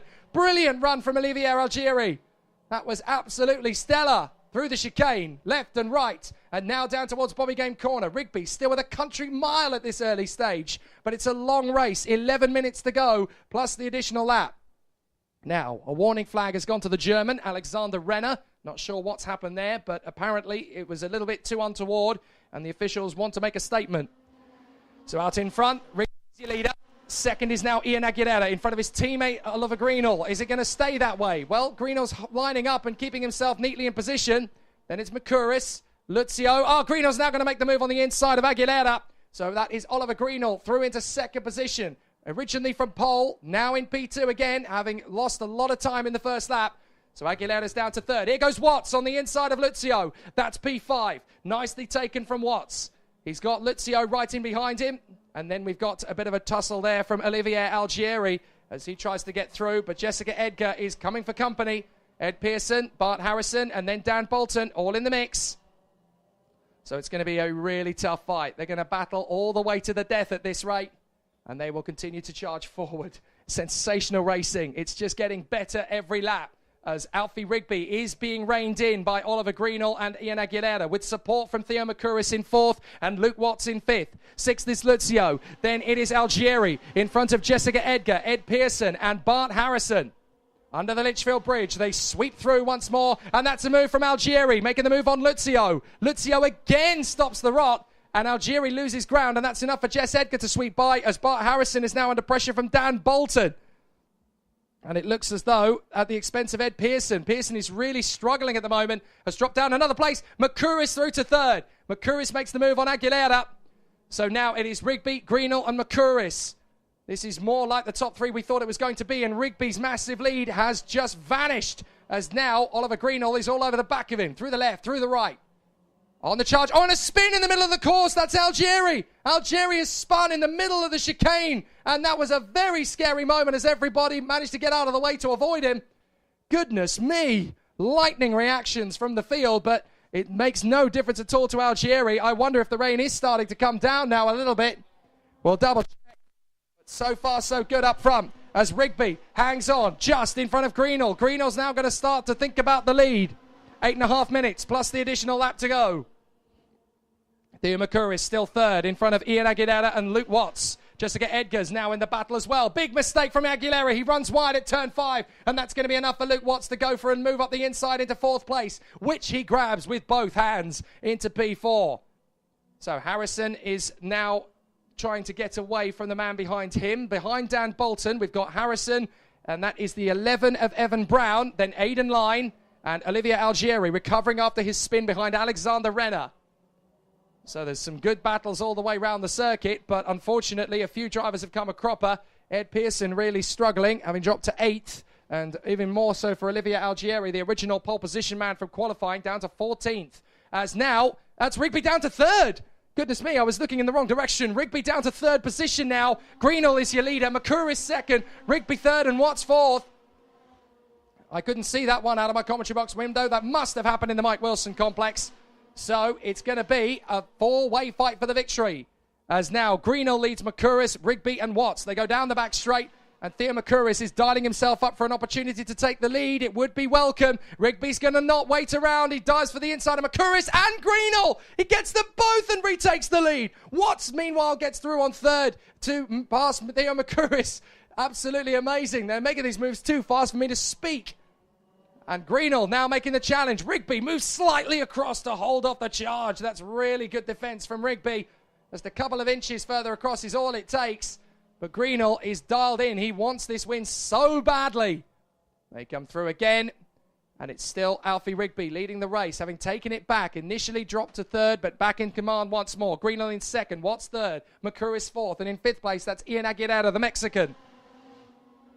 Through the chicane, right, left, Greenall right in the wheel tracks of Alfie Rigby, but he's trying to keep the KR Sport driver second guessing throughout.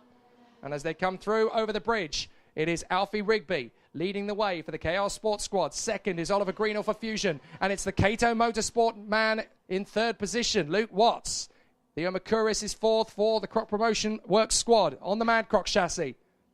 4 different teams in the top 4. Here goes Greenall. He's going to make his move on Rigby, and the door's still wide open. Watts gets both of them. Luke Watts into the lead. Fantastic racing. Now Rigby's going to storm back through to 2nd to get on the inside of Greenall, but Luke Watts finds the move of the race to get past them both into the lead.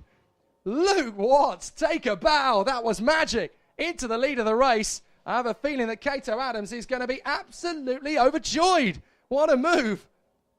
Into the lead then. Cato Adams out in front. 2nd place for Alfie Rigby. 3rd for the 64 of Oliver Greenall. Then it's Makuris. 5th place now is Jessica Edgar in front of Ian Aguilera.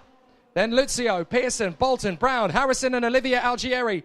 Rigby tussling away to try and get back into the lead. Luke Watts is resisting, and Oliver Greenall is trying to make his move. They're going to work in tandem. Rigby pulling across. So too is Watts. He's defending with 5 minutes to go. This is a very bold strategy as Makuris now goes wheel to wheel with Jessica Edgar, who has fought her way back into contention. Jessica Edgar now in 5th. Gets the undercut on Theo Makuris. Great run from Jessica Edgar. Rigby goes for the lead on the inside of Watts. Slides in, takes the place. Watts is going to have to cut across to stop Greenall coming through. Edgar made the move on Makuris for 4th place. It's all change in Mini X30. And in 6th place, that is Lucio, now in front of Ian Aguilera. They come through the Mike Wilson complex. Rigby in the lead, only just in front of Watts and Greenall. They come down the main straight again. 4 minutes 40, plus the additional lap to run. Through the chicane, right, left, Litchfield Bridge, charging through to the hairpin. No change in the top 4. They remain at that. Up the inside, though, it's going to be a late attempt from Greenall to get past Watts, and he's made it stick. Jess Edgar is there in 4th position to counteract. If Luke Watts wants to make the move on the inside of Oliver Greenall, he's going to need to make it soon because Jessica Edgar is threatening in P4. Makuris is there in 5th from Lucio. Aguilera, Bolton and Pearson are now joining the fray. This is brilliant. 9 of them in a long train, and they will all fight for the podium. So Rigby stays in front of Greenall. Rigby trying his best to hold Oliver Greenall at bay through the chicane. And this is going to get pretty spicy in Mini X30. They go through Bobby Game Corner, through the right-hander, using plenty of runoff, back into the Mike Wilson complex. Named after Britain's greatest ever karting world champion. Multiple times the winner in out of the final corner and down the main straight. And there's going to be 3 minutes and 40 plus the additional lap on the clock. Greenall deciding to play sensible and going with Alfie Rigby to create a gap. He wants to get away from Watson Edgar. They're going to continue to battle. Edgar's going to get one wheel on the curb. Greenall goes for the lead. Edgar nearly gets through on Watts, but Greenall takes the lead from Alfie Rigby. That's the big news. So again, Rigby's going to try and defend to get back into position. And round the outside, there's going to be a bit of a nudge. Makuris gets a little bit of a love tap from Ian Aguilera down at the hairpin as Bolton goes wheel to wheel with Lucio. And Pearson's going to get his way back on the inside. Oh, it's a proper grudge match further back. Greenall defends from Rigby. Watts defends from Edgar. And now all 9 of them are absolutely line astern. 10th position behind this lot is Olivier Algieri in front of Evan Brown and Bart Harrison. But they're a long way back from these 9. And through they come. It is still Greenall just in front of Rigby, having taken that lead back again. Can he continue on? Oh, there's a warning flag. That's for Jessica Edgar. So obviously her last move was not a good one as far as the officials are concerned. Out of the Litchfield Bridge. And Rigby is sliding around all over the shop trying to get past Oliver Greenall. Watts is going well. Rigby dives for the inside of turn 4. They're side by side over the Litchfield Bridge. One of them's going to come off worse. They tap. And Watts drives around the outside and grabs the lead. Lucio's going to contact. Contact again between Rigby and Greenall. Oh, sorry, that's Edgar. Edgar down to the back. Edgar drops back to the back of the queue. Watts is in the lead. Lucio second from Rigby and Bolton. Bolton into 4th position. Pearson is now 5th. Greenall and Edgar are struggling with Theo Makuris down at the back. Rigby has recovered to 3rd, but it's Watts now leading. Watts leads from Marcus Lucio. What an amazing battle this final has become. Unpredictable as you like, and absolutely no holds barred. So they come off the Mike Wilson complex again. Into the chicane. Left, right, wheel to wheel between Bolton and Pearson. Bolton shuts the door on Pearson as they come back onto the main straight. Rigby in 3rd place, and they're going to have a massive job to close up to the leading 2. But Luke Watts and Marcus Lucio may be about to get the most golden result as Bolton breaks cover and goes up the inside to get 3rd from Rigby. What a move he gets there in the hairpin. Meanwhile, Makuris appears to be struggling as he's lost ground to both of the fusions in front of him. Namely, that is the 77 of Bart Harrison, who has come up the order, I think. No, sorry, that is the other 70. That's 79 of Ian Aguilera on the back of Pearson. Meanwhile, Lucio gets on the back of Watts. Watts drifts out wide. The victory is going to be fought again. Alfie Rigby is under investigation now in 4th position. Dan Bolton through to 3rd, as we know. This could be a completely transformed podium. But we're into the final 2 laps next time round. And it looks as though there's an investigation going on into Alfie Rigby's manoeuvre with Oliver Greenall. He's in 4th position at the moment, but he may not be staying there. The checkered flag is a couple of laps away now. 2 to go. Lucio working with Luke Watts to get away. Dan Bolton in third. Rigby, Pearson and Ian Aguilera are now questing after fourth as Pearson goes for the inside line to take fourth position off Rigby. And through 2 is going to go Aguilera. Is he? No, Rigby's going to resist. Rigby tries to hold on to fifth position. He runs wide. 4 wheels off the circuit there. And he gestures to Ian Aguilera, work with me. Aguilera's not responding, so Rigby has to shut the door. Meanwhile, Lucio is going to try and make the bid to go past Luke Watts on the inside. Watts pulls across on the second hairpin and keeps the place. Dan Bolton is now right behind them in third position. This could still go anybody's way. What a magic final Mini X30 is cooking up. Up through Bobby Game and up to the Mike Wilson complex. It's any one of these 3 that's going to get the win. Watts, Lucio, Bolton. Luke Watts hangs on, but Dan Bolton's looking really racy behind Marcus Lucio. This could go anybody's way. We're going to be in for the last lap of a lifetime. Here we go. Up to the chicane. Watts, Lucio, Bolton, Pearson in fourth place. Rigby and Aguilera, 5th and 6th place as they come round the hairpin up at the top end. Up towards turn 4. Square left. Here goes Bolton. Gets up alongside Marcus Lucio. Is he going to hold it together as they come through? He is. Dan Bolton into second place. Lucio has to back down. Pearson's going to get alongside him down the back straight. Bolton's got a chance now to win the race with Luke Watts in the lead of it. Bolton now second. Bolton's going to come for it. Watts knows that Bolton is there. Will Bolton dive? No, he's going to hang back. Lucio loses ground. Lucio skates off. Rejoins in 6th place. Pearson takes over 3rd in front of Rigby. And that is Aguilera in 5th. Lucio down to 6th position. But Dan Bolton has got one last chance to go for Luke Watts through Bobby Game. He's going for it to the inside of the Mike Wilson complex. He's not going to get there yet. He might have a run to the flag. But what a finish. What a podium this is going to be. Out of the final turn, it's going to be Luke Watts in front of Dan Bolton. Luke Watts wins it. Fantastic. What a result for Luke Watts. A magic victory in front of Dan Bolton. And Edward Pearson in 3rd. In front of Alfie Rigby, Ian Aguilera and Marcus Lucio. It's like they've thrown the deck of cards in the air and picked them up at random. What a race. And a brilliant drive from Luke Watts. Stellar from Dan Bolton. Magic from Ed Pearson. What a podium in Mini X30. Confirmation of the result at the line. Luke Watts in front of Dan Bolton and Ed Pearson from Alfie Rigby and Ian Aguilera. Marcus Lucio is 6th in front of Oliver Greenall.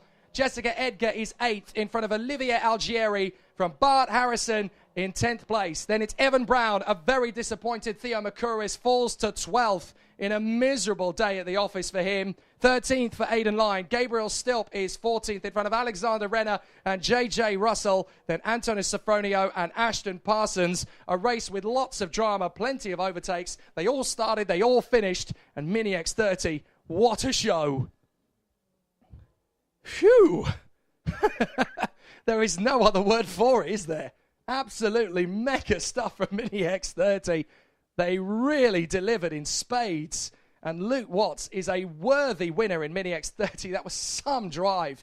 And the Cato Motorsport team finished the weekend with a win in the final. They'll be delighted with that. Dan Bolton 2nd and Ed Pearson 3rd. I'm not sure anybody expected it was going to get that exciting that quickly, but I'm really glad it did. Mini X30 have set the bar now for the Junior X30 final, who have a lot to live up to. There is no terrible way to win. There is only winning. Let me drive. I will make a fool out of you. Every one of us has to find a reason to do this. You do it because you're driven. I was beginning to think I'd never be anything more than a piston-happy lead-foot punk. Then this starts to happen. Somebody put it in your mind you gotta be perfect every time out or you're a failure. Well, forget that. Just forget it. You ready to put away your toys and grow up? Are you ready to make more money in 1 year than your father made in his whole life? Are you ready to become a real race car driver? When I won it was probably the last time I ever felt pure victory. Because I'm quicker than all of you. And if you no longer go for a gap that exists, you're no longer a racing driver. But hell, isn't that what we're in this for?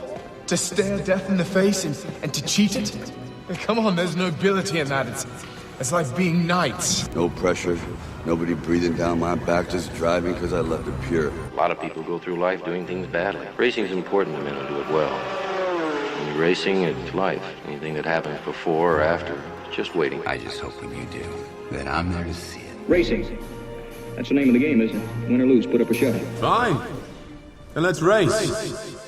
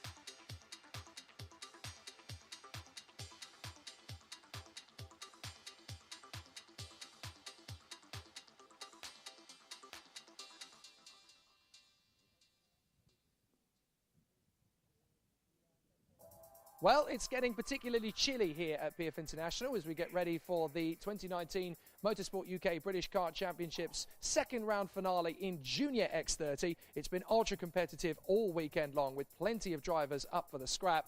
And there's at least a dozen drivers who can win this final, and they're not all starting on the 6 rows of the grid at the front end. So it's going to be very, very tough.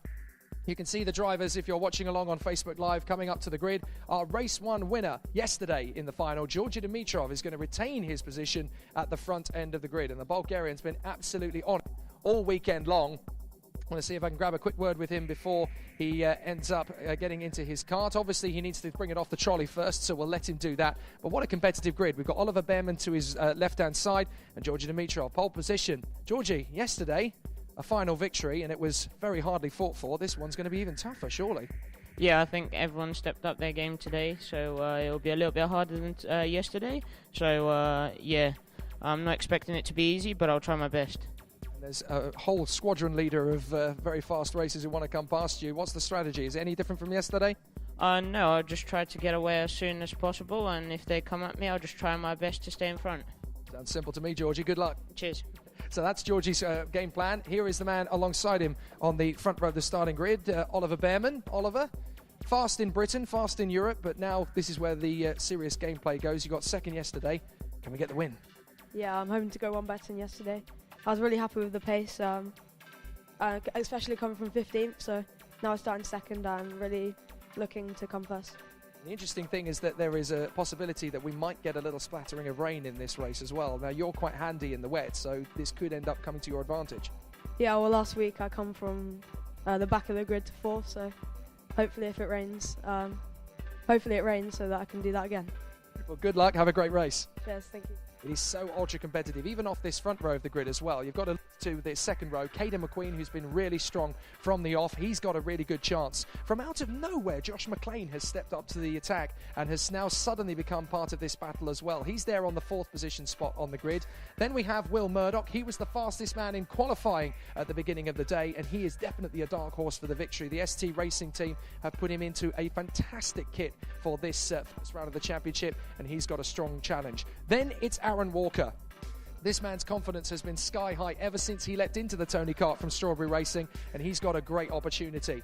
Just behind him is his teammate, Josh Rowledge, on the inside line. He's so good from this part of the grid as well. He makes good use of those first overtaking opportunities in the first lap, so watch for him. There's also going to be a strong run from Tom Edgar. The Northern Irishman is always one of the most competitive when he gets to the sharp end of the grid, and he is definitely going to be up for a scrap. But there's 2 danger men on the 5th row of the grid as well. Reggie Dewey, the 66 on the Ralph Schumacher kart, is going to be up for a scrap, and he will always charge his way forward with every opportunity from the front row of the grid. He is as charismatic as he is dangerous to behold. Then we've got Sam Heading. He's going to be a tough competitor this weekend. He's definitely been all cylinders blazing over the course of the weekend. But then we've even got a few names just behind this top 10 that are worth keeping an eye on. How about these two? The Coles Racing pair.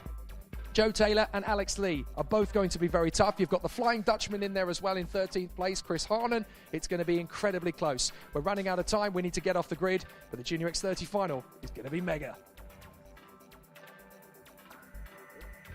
So let's see what these drivers can make of the race battle. It is going to be very tight at the top end of the grid.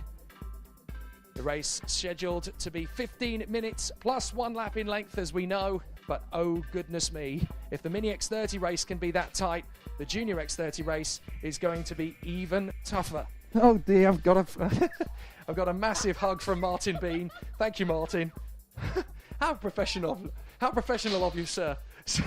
Getting ourselves ready. We're all very much up-tempo and upbeat here this weekend, all having a wonderful time of it in the Motorsport UK paddock. It's a brand new era for the British Kart Championships, and everybody is up-tempo, from the officials to the stewards to the marshals out on track, who have braved all temperatures over the course of the weekend. They had blazing sunshine yesterday, and they had some really tricky cold conditions over the course of Friday and today. And having joined them over the course of Friday, I know how hard they work.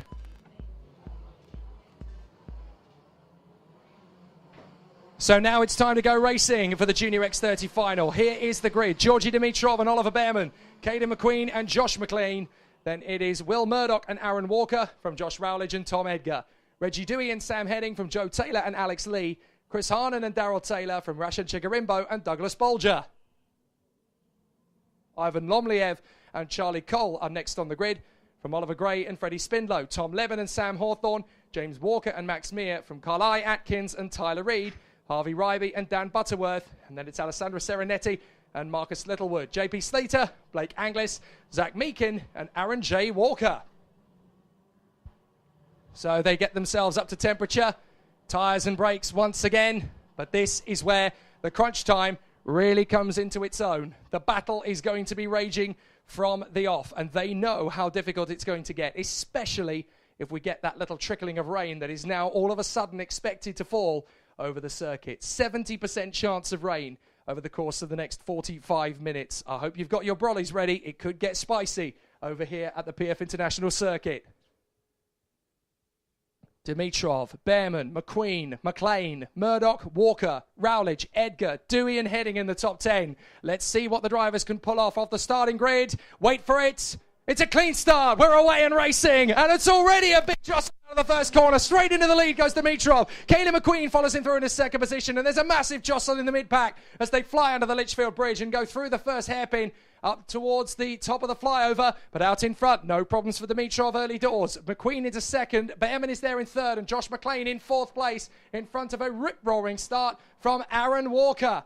Josh Rowledge's teammate is through to sixth position. So it's already getting pretty good out there. But Georgi Dimitrov has got the perfect start. Contact further back. That's Rashan Chigarimbo, who's come together with one of the Coles Racing drivers. I can't quite make out who it is from that far back. But it looks to me as though Chigarimbo's day is well and truly run. And it's one of the Coles drivers for definite. Dimitrov out in front, though, still from McQueen and Behrman. Josh McLean, Aaron Walker and Josh Rowledge. Will Murdoch has really struggled off the start. So it looks as though those two who collided at the first hairpin are getting together, and I'm afraid it's Chris Harnan who went off with Rashan Chigarimbo. So the Flying Dutchman has gone with Chigarimbo. So Dimitrov leads at the end of lap one. Then it's McQueen, Behrman, Walker and Rowledge. McLean is now sixth in front of Murdoch, Tom Edgar, Alex Lee, then Daryl Taylor and Reggie Dewey. From Sam Heading, Joe Taylor, Oliver Gray, Charlie Cole, Ivan Lomliev and Douglas Bolger. Ahead of Freddie Spindlow, Sam Hawthorne, and in the top 20, Max Mear. Lots of big, bold moves in the first couple of laps still, as down the straight comes Oliver Behrman into the braking zone, up the inside to get into second place past Caden McQueen in the first hairpin. Georgi Dimitrov is already over a second clear up front. So they need to stop battling with each other as Rowledge goes up the inside and takes his place away from his teammate Aaron Walker. They need to stop dueling and now get after the race leader, Georgi Dimitrov, or he's going to win the race just as he did yesterday in the final and take an early lead in the British Championship. The Bulgarian star for Fusion Motorsport already a second clear at least. But now there needs to be a bit of teamwork between Oliver Behrman and Caden McQueen. They need to go together here. And Dimitrov has a massive lead. At the end of the lap, he gets a 1 minute .44. New fastest lap. Although Josh Rowledge is going faster. Behind Rowledge, it's Walker, McLean, Edgar, Murdoch. Reggie Dewey's up to ninth again. So he's made up the progress as McLean gets a move on the inside of his teammate Tom Edgar. And they very nearly bang wheels as they go through, but Edgar is not going to let that move pass. Meanwhile, McQueen is edging Behrman closer to the leader. They need to join forces, essentially, and get that gap down. Meanwhile, side by side further back, that's Murdoch trying to resist from Alex Lee and chops across the nose of Daryl Taylor. Goes very late onto the inside of Alex Lee, and the move doesn't work. 3 wide behind them as they battle away. That's Oliver Gray up the inside of Joe Taylor and slots in behind Sam Heading. Ivan Lomliev trying to sneak up the inside there as well as he tries to make up progress. Great racing everywhere you look. Well, it's Junior X30. Would you expect any less? Georgi Dimitrov out of the final turn, down the main straight once again. Really exciting tussles as they come onto the main straight. Behrman in second, third is McQueen, fourth is Rowledge, and fifth is Aaron Walker in front of Tom Edgar, Reggie Dewey and Josh McLean.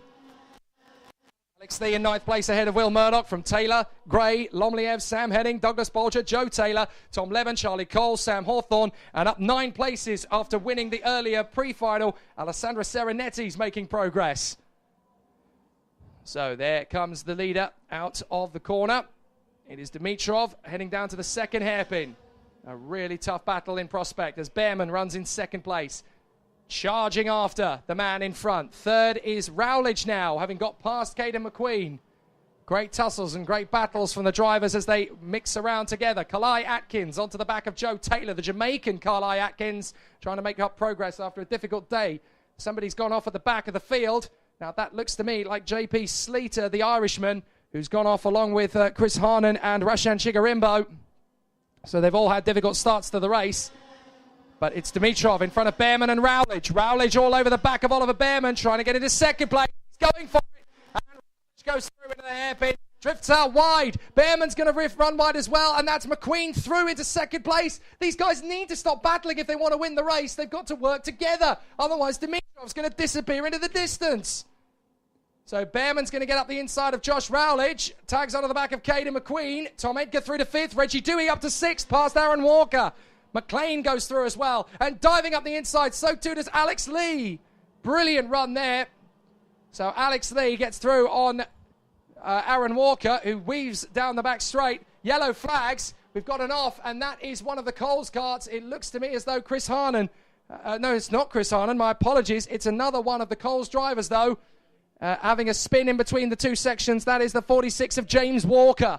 So James Walker has an incident there. But out in front, it is Dimitrov. 10 minutes plus the extra lap to go. McQueen now second. Rowledge is third. Edgar is fourth. What's happened to Oliver Behrman? He's down to 5th place now. Battling away with Reggie Dewey. Red Reg gets up the inside and Reggie Dewey into 5th position. They come off the bridge, down the back straight. And now up into the first hairpin goes Dimitrov, being caught rapidly by McQueen as Rowledge gets back on the inside for 3rd. Reggie Dewey repeats the move on Tom Edgar and gets into 4th place. Reggie Dewey charging forward. And now he's going to have to defend from Edgar up on the inside line. McLean's trying to get through on the inside of Reggie Dewey as well. Dewey holds it round the outside, but has to let McLean go regardless. Oh, and there's a bit of a tussle as Bolger and Anglis lock wheels in there with Alessandro Serenetti in the midfield. So lots of great race action. Plenty to do, plenty to see, and plenty to talk about as they come onto the main straight. Dimitrov out front, being caught by Caden McQueen. McQueen has obviously decided, well, they're not going to help me. They're just going to overtake me. So I'm just going to let them go. And I'm going to charge after Georgi Dimitrov. Caden McQueen was faster than Dimitrov on the last lap to the tune of 0.2 of a second. He has got the gap down to less than a second with 8.5 minutes plus the additional lap to go. McQueen is on a one-man battering ram after the leader, Georgi Dimitrov. Meanwhile, Tom Edgar is sizing up Josh Rowledge for 3rd. McLean is there in 4th place. Reggie Dewey now 5th in front of Alex Lee in 7th place, ahead of Murdoch. Behrman down to 9th and Oliver Gray in 10th position. Still a long way to go in this race, though. It's still anybody's guess. And these junior racers, aged between 11 and 16, always going to be very hard to race against. The elite of British motorsport in the X30 category for juniors is right here in the Motorsport UK British Car Championships. They are the best in Britain, and they are ready to take on all comers. Georgi Dimitrov, the Bulgarian, leads the way from Caden McQueen. 3rd place is the 14 of Josh Rowledge. Then it's Tom Edgar, the Northern Irishman, working hard to make his move on the inside of Rowledge. Now he's given up the ghost to overtake, and he's trying to charge onto the back of Caden McQueen. He wants to go with the 2nd place man. Then it's Josh McLean in front of Reggie Dewey, Alex Lee, Will Murdoch, Oliver Behrman and Oliver Gray. And we've got a warning flag. That's gone out to the 46. Now, that is James Walker, who has just pulled into the pits, in fact. So I think that's game over for him. Meanwhile, Rashan Chigarimbo and Chris Harnan continue their battle in 32nd place after their moment on lap 1. And there's a tussle in the mid-pack. That is a bold move from the 71 of Harvey Ryby. He charges through as he battles away with the likes of Blake Anglis and Charlie Cole. Well as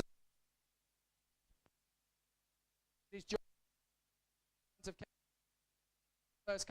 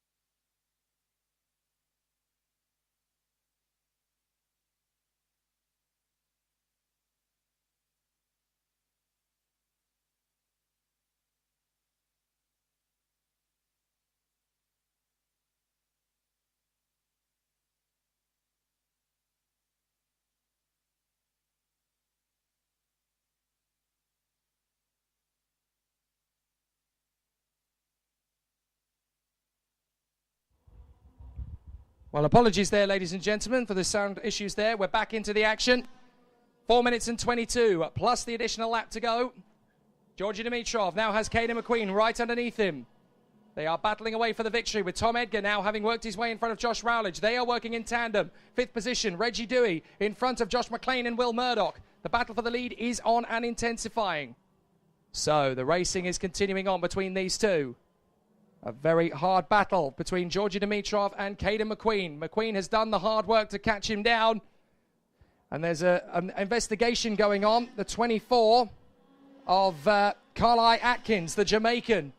He's been working very hard at this phase of the race. Up the inside of that's going to be a move from Alex Lee by Oliver Behrman. Behrman goes through as up to the lead. Georgi Dimitrov is going to be hustled by Caden McQueen now. Down the back straight. McQueen still working with Dimitrov to get away. They've still got time to kill. That's the reason. 3 minutes and 25 seconds plus the additional lap to go. So it's not done yet by any means. But now it's going to get really, really hectic. 23 leads the way. Georgi Dimitrov in front of Caden McQueen as they continue to battle away.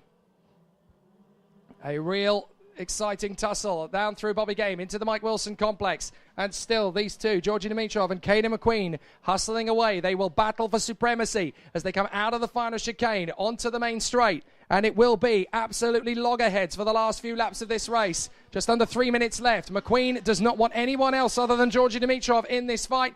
And when he nails him, he wants to make sure it's for good. Reggie Dewey working with Murdoch and McLean as they race for 5th position, trying to close up on the final spot on the podium. But Caden McQueen has done exactly what he needed to do. He's on the back of Georgi Dimitrov, and he's making sure that it's just these two in the fight for victory. You don't need to go for the overtake until the final couple of laps of the race. Or at least if you think the leader is a little bit slow on the uptake, but that is definitely not the case for Georgi Dimitrov, and Caden McQueen knows it. He's worked very hard to get up to the back of him, and so he continues the charge. Great racing in the mid-pack as Carly Atkins battles away with Joe Taylor and Blake Anglis, I think that is. As up the inside, Tyler Reed making a great comeback after his earlier problems in the weekend. Was battling for the victory earlier in one of the heats and then retired with mechanical problems. That's why he's now fighting his way back. He's up to 14th place, with Tom Leben battling away with him. Blake Anglis is a little further back, in fact, racing with Sam Heading, Freddie Spinlow and Charlie Cole. So Dimitrov still in front of Caden McQueen as they come up the top of the hairpin. Over to the Litchfield Bridge. They battle through once again onto the back straight. 3rd position for Tom Edgar. 4th is Josh Rowledge. Then in 5th it's Reggie Dewey in front of Will Murdoch and Joshua McLean. So a really intensive battle continuing on its way as Alessandro Serenetti gets up the inside line and makes his move. As Oliver Gray takes Oliver Behrman, Alessandro Serenetti gets past Alex Lee as they tussle in the midfield.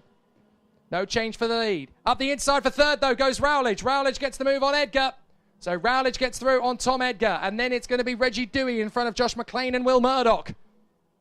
Murdoch has got into the middle of those two. So Reggie Dewey is 5th. Then it's Murdoch and McLean. But as the leaders come through on the main straight, it's still Dimitrov in front of Caden McQueen. And with a minute to go, it is literally down to the wire. Now, are McQueen and Dimitrov going to get 2 laps to go this time by, or 1 lap to go this time by? Because there were a minute to go when they crossed the line, and the laps they're doing are 58.72s. They may well get 2 laps to go at the end of this one rather than 1, as McQueen looks on onto the back of Georgi Dimitrov. He will have done the math. He knows what a fast lap around here is like, and will know that it's not time to go to battle yet, as Oliver Behrman and Alessandro Serenetti both get on the inside of Oliver Gray and make up places. But Rowledge is 3rd in front of Tom Edgar, Reggie Dewey, Will Murdoch and Josh McLean, and they are scrapping for 3rd place, the 5 of them in a line. So as they come through the Bobby Game corner and into the Mike Wilson complex, the 2 leaders, Georgi Dimitrov and Caden McQueen, are still nose to tail, but McQueen has gone through. McQueen has made the move. So Caden McQueen has taken over the advantage in front of Georgi Dimitrov. So McQueen now leads with effectively 2 laps to go. No, it is 1 lap to go. Last lap. So the last lap board came out at exactly the right moment for Caden McQueen, and it was that move that decided it. And now the battle for 3rd position is absolutely on it as Reggie Dewey gets up the inside of Tom Edgar and moves up into 4th position. So McQueen and Dimitrov will battle for the victory, but for third place, Reggie Dewey's going to try and make a move on Rowledge. A very late lunge from Tom Edgar as they battle for position. Dewey's going to have to come around the outside and duel with Murdoch. And up the inside for the lead goes Dimitrov. Dimitrov takes on McQueen for the lead of the race. Now Dimitrov is going to have to keep an eye on his left shoulder, because that's where Caden McQueen's going to position himself. Reggie Dewey gets on the inside of Tom Edgar for fourth, further back. Doesn't make the move stick. He's going to try it again into Bobby Game. Caden McQueen up the inside into the Mike Wilson complex, and he's through. Caden McQueen takes the lead. Dimitrov back on the inside, side by side. Dimitrov gets him back again with 2 corners to go. Georgie Dimitrov and Caden McQueen to the line. It's Dimitrov. Dimitrov wins it. What a race. Fantastic. Josh Rowledge is third. Tom Edgar fourth from Reggie Dewey. Georgie Dimitrov storms it all. What a victory. Right at the death. And that's another top spot for Fusion Motorsport in the British Kart Championships. Oh my goodness. Stellar from Georgie Dimitrov. Hard effort from Caden McQueen. He almost had it. He almost had the inside line. But Josh Rowledge fights through for third position in front of Tom Edgar and Reggie Dewey. Here's the confirmation. Dimitrov, McQueen, Rowledge, Edgar Dewey. Josh McLean is sixth in front of Will Murdoch. Oliver Behrman is eighth. Up 20 places is Alessandro Serenetti to ninth. And Alex Lee in 10th. In front of Oliver Gray and Joe Taylor, Ivan Lomliev and Daryl Taylor. From the Jamaican, Kalai Atkins and Tyler Reed. Both of them up 10 places. Tom Leben and Aaron Walker. From Sam Henning and Freddie Spindlow. Charlie Cole and Max Mear. Blake Anglis up 9 to 23rd. Then Dan Butterworth and Zach Meakin up 8. Marcus Littlewood, Sam Hawthorne and Aaron J. Walker. From Douglas Bolger, Harvey Ryby, JP Slater, Rajan Jagarimbo and Chris Harnan. With only James Walker failing to finish after his earlier problems. But what a race at the front. And after all of that patient waiting, Georgie Dimitrov just stormed past Caden McQueen on the last lap anyway. What a race. What a battle. Absolutely fantastic. And it would appear that Caden McQueen is going on a second tour around the circuit. What is Caden McQueen doing? He's having another lap around the racetrack. I thought you were only allowed one at the end of the dais. But a fascinating battle to the end regardless, as Caden McQueen now has to settle for the fact he will be second and not first. What a race that was to the finish line. There's 2 more like that to come. Senior X30 and IAME Cadet. If Senior X30 can give us a race like that one, we'll be absolutely elated. But it's going to be absolutely magic, and we've got so much to talk about as we get up to that point. The Senior X30 final is up next. There is no terrible way to win. There is only winning. Let me drive. I will make a fool out of you. Every one of us has to find a reason to do this. You do it because you're driven. I was beginning to think I'd never be anything more than a piston-happy lead-foot punk. Then this starts to happen. Somebody put it in your mind you gotta be perfect every time out or you're a failure. Well, forget that. Just forget it. You ready to put away your toys and grow up? Are you ready to make more money in 1 year than your father made in his whole life? Are you ready to become a real race car driver? When I won it was probably the last time I ever felt pure victory. Because I'm quicker than all of you. And if you no longer go for a gap that exists, you're no longer a racing driver. But hell, isn't that what we're in this for? To stare death in the face and to cheat it? Come on, there's nobility in that. It's like being knights. No pressure, nobody breathing down my back, just driving because I left it pure. A lot of people go through life doing things badly. Racing's important to men who do it well. When you're racing, it's life. Anything that happens before or after, it's just waiting. I just hope when you do, that I'm there to see it. Racing. That's the name of the game, isn't it? Win or lose, put up or shut up. Fine. Then let's race.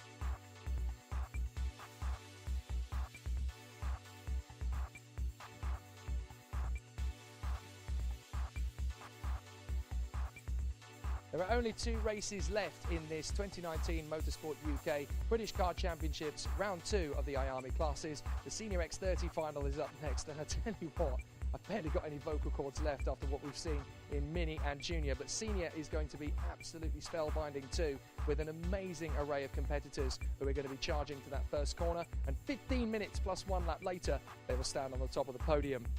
There's only going to be spaces for them to have, but this man has been absolutely supreme up on the top end of the grid. Louis Westover for the Dan Holland Racing Team. I did think for a moment he was going to try and hide from me. He's not going to be able to, because he's obviously got to take his kart into position on that pole position slot. But we'll have a word with him. So far, so good. Louis Westover, it's not been a bad day at all after it. I mean, yesterday was a tricky one. Today, you're absolutely back on form again. Yeah, it was a disaster yesterday, like mechanical failure in the final while running 4th. Today we've just shown our pace, and yeah, I'm hoping to stay in this position. It's a tricky situation. There's so many drivers coming after you to try and go for the victory, but this is where you can really show what you're able to do. Yeah, I know, yeah. It's a long final, and a lot of drivers in the top 10 are fast, so yeah, it'll be tricky. Good luck, Louis. We're rooting for you. Thank you. It's going to be a very tough race for Louis Westover, but alongside him on the front row of the grid, the man who has been a challenge right since qualifying yesterday, Gus Lawrence. Gus, it's been great to see you up at the sharp end. You are now definitely a serious title challenger for this British Championship. What can you do to beat the guy to your right? It's going to be a long race, and we'll see, really. There's a lot of people around us who can definitely fight for the win, so we'll see how it goes. And this is going to be a potentially tricky race. We still have that potential threat of rain in the air, but you guys know how to get around this circuit if it gets greasy, even on slicks. So I guess we're in for an amazing spectacle. Yeah, hopefully. We'll see. Good luck, Gus. Have a great race. It's going to be tough for these guys on the front row of the grid, that is for certain, but we've got so many challenges further back. Mark Kimber, the reigning European Series champion, the 3rd position, and on that inside line, he is definitely a contender. You can't count him out. Clayton Ravenscroft, he seems to touch everything that turns to gold these days, and he's there in 4th position on that 2nd row of the grid. That 3rd row of the grid is going to be a very competitive one as well. You've got Elliot Harvey to the inside line, and right beside him, you're going to have Lewis Malin. 2 drivers who know their way around this PF International circuit very well indeed. Elliot Harvey in particular, very quick off the start, and if he gets a good run to the inside couple of corners, there's going to be a strong charge from him. Lewis Malin has been very strong over the course of the Winter Series, knows this place like the back of his hand. Be sure to see him at the sharp end. Then we've got last year's runner-up in the British Championship, Morgan Porter. He's been resolutely determined to fight his way through from the front end of the field, and we will definitely see him challenging. Alex Pendlebury, the sole remaining competitor for the Persistence Motorsport squad. His teammate Lewis Gilbert injured his wrist yesterday. He's on the mend, but Pendlebury has been very much the worthy adversary to any driver who crosses his path. And then rounding out the top 10, we have the O-plate from last year, Thomas Turner. Watch for him on that inside line. He will definitely be on for a victory. And the Peruvian star for Fusion Motorsport, Matias Zagazeta, has really stood up to pay attention here this weekend. You've also got the likes of Derek Morgan and Oliver Hodgson right in close in those first 6 rows. And there's plenty of talent up towards the midfield who can charge their way through to the front. It's Senior X30, it's PF International. Would you expect any better than the best? It's going to be absolutely magic when these guys take to the field. There's only a couple of minutes before they do so. And this final is absolutely painted with talent. There's so many drivers who can make a real play for the top spot. And they all want to be there on the rostrum when the checkered flag falls. And it's always going to be incredibly competitive, very even. And in Senior X30, you're never short of an amazing array of amazing racing drivers. And they will push for the top step of the podium with every ounce of charisma, energy, and determination. This is one heck of a show. It's one heck of a battle. Senior X30 final is up next.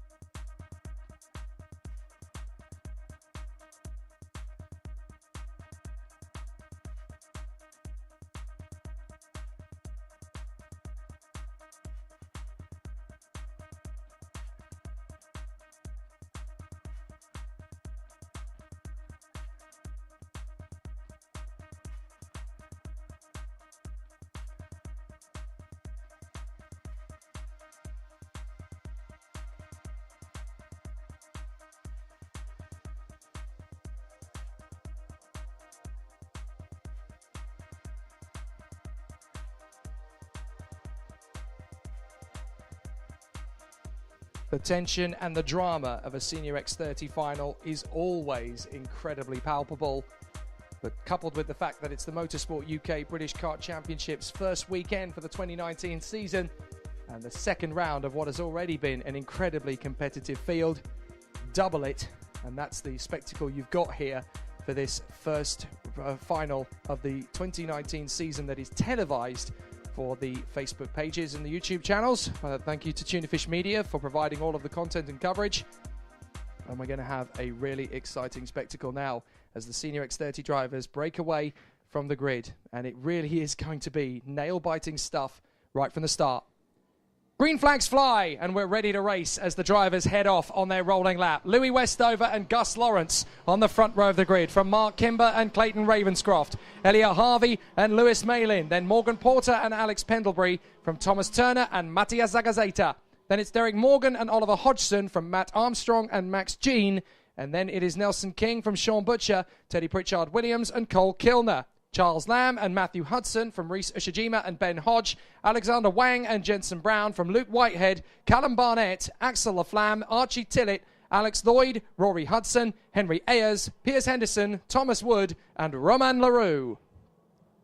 A very exciting battle for the Senior X30 Brigade as they dial themselves in, warm up the tyres and brakes, and though it's going to be a tough race in front of them, there is even the threat of potential rain to hit the circuit. We are very much excited about the prospect of what this final will deliver us. But if it's anything like yesterday's final, won by Clayton Ravenscroft in front of Gus Lawrence and Mark Kimber, we are in for an absolutely rip-roaring time. Who is going to come through to take the victory? Your guess is literally as good as mine. They run together in the Mike Wilson complex.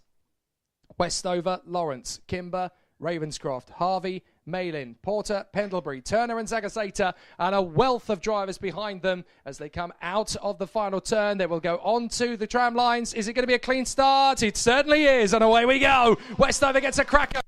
Charges through from fourth to second. Brilliant start from Ravenscroft. That's the textbook getaway from the outside line. He charges through and is now on the tail of Westover. Ravenscroft has done an amazing job off the start. Now it's Lawrence in third position in front of Mark Kimber and goes for the lead, Ravenscroft. He takes it immediately. Clayton Ravenscroft hits the front. How quickly did he do that? Round the outside now, we've got one of the Dan Holland racing drivers trying to squeeze in. That's Elliot Harvey. Cuts in front of Mark Kimber and gets into fourth position. So it's Ravenscroft leading. Then it's Westover, Lawrence, Harvey, Kimber. Then it's Malin and Pendlebury. An absolutely spectacular first lap, though, from Clayton Ravenscroft. By turn 5, he is in the lead of the race from fourth on the grid. My goodness, this boy's good. Out of the final chicane, left and right and onto the main straight. It's not done yet. This is a long race. 14 minutes plus the additional lap to go. Ravenscroft leads Westover. Third is Lawrence. Fourth is Harvey. Then Kimber, Malin, Pendlebury, Hodgson, Porter, Zagazeta, Turner, Morgan, Butcher, Armstrong and Kilner. They go up the hill, round to the left side, and then over the Litchfield Bridge, back down to the back straight. Gravity takes control as you drop down the crest and into the run to the hairpin, and already there's going to be a challenge from Louis Westover on Ravenscroft. Ravenscroft shuts the door, but Westover will not be denied. Westover takes back the lead. That was really gutsy from Westover. He is determined to make up for yesterday's mechanical problems in the final. He wants to win. Kimber makes the move back on Harvey to get into fourth position, further back. And Hodgson and Porter are going wheel to wheel with their rivals as they tuck in behind Lewis Malin. There's a warning flag already. That's for the 62 of Tom Wood, who fought his way through the repechage earlier on.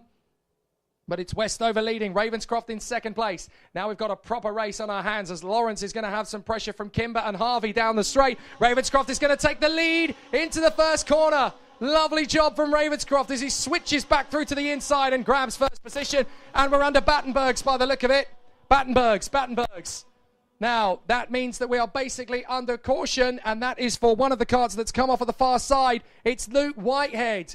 All sorts of bad luck for Luke Whitehead this weekend, and it's happened again as Luke Whitehead, unfortunately, is going to pull off the circuit. Well, he's already pulled off the circuit at turn 5, and Luke Whitehead is rather sadly out of the race. He's had a nightmare weekend. He's shown flashes of speed all weekend long, plenty of overtakes. He's probably overtaken more people this weekend than any other driver in Senior X30 put together. But it's all going to come to naught as yet again the bad luck goes his way. So we're under Battenberg's as a result of that particular incident. And it is the full course caution around the circuit, so it's going to be Westover who leads the Ravenscroft who leads the race from Westover, having got back into the lead at the first corner, and that's going to take away a lap or so from what the potential total would have been. But I think we're going to go green as they come around this time. They just needed to get Whitehead off the racing line. He's absolutely devastated, but the green flags are going to fly. Here we go, green, green, green, and it's Ravenscroft out front. Westover in second, under pressure from Lawrence and Kimber early doors. Ravenscroft got some magnificent restart.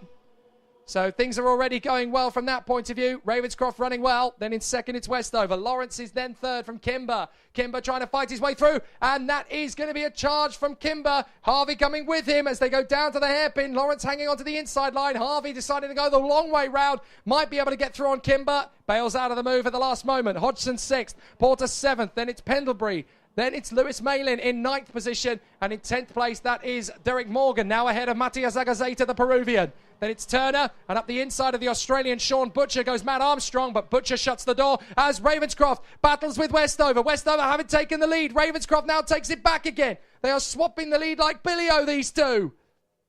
Absolutely magic from Ravenscroft and Westover. They come onto the main straight.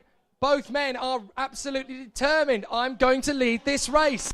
Lawrence is now going to give some support to Westover in the hope that not only will Westover take the lead, but also Lawrence will get second. Up the inside goes Westover on Ravenscroft. Lawrence is there to the inside, and he mugs them both. Gus Lawrence takes the lead. Superb from Gus Lawrence. No wonder he is so rapid around here. He knows the lines, he knows the craft, and Gus Lawrence hits the front. That was masterful. In all of that, Kimber manages to get through into third position as well, and Ravenscroft is now down to fourth place.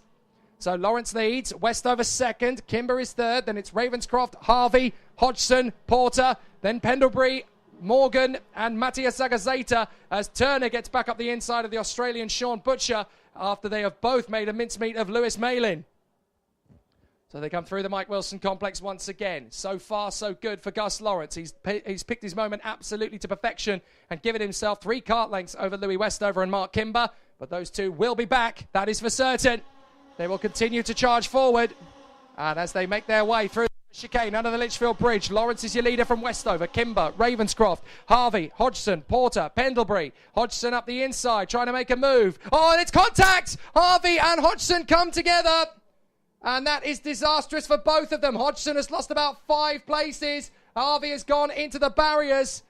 So Hodgson has dropped back down the order. And it looks to me as though he could well be out of the race.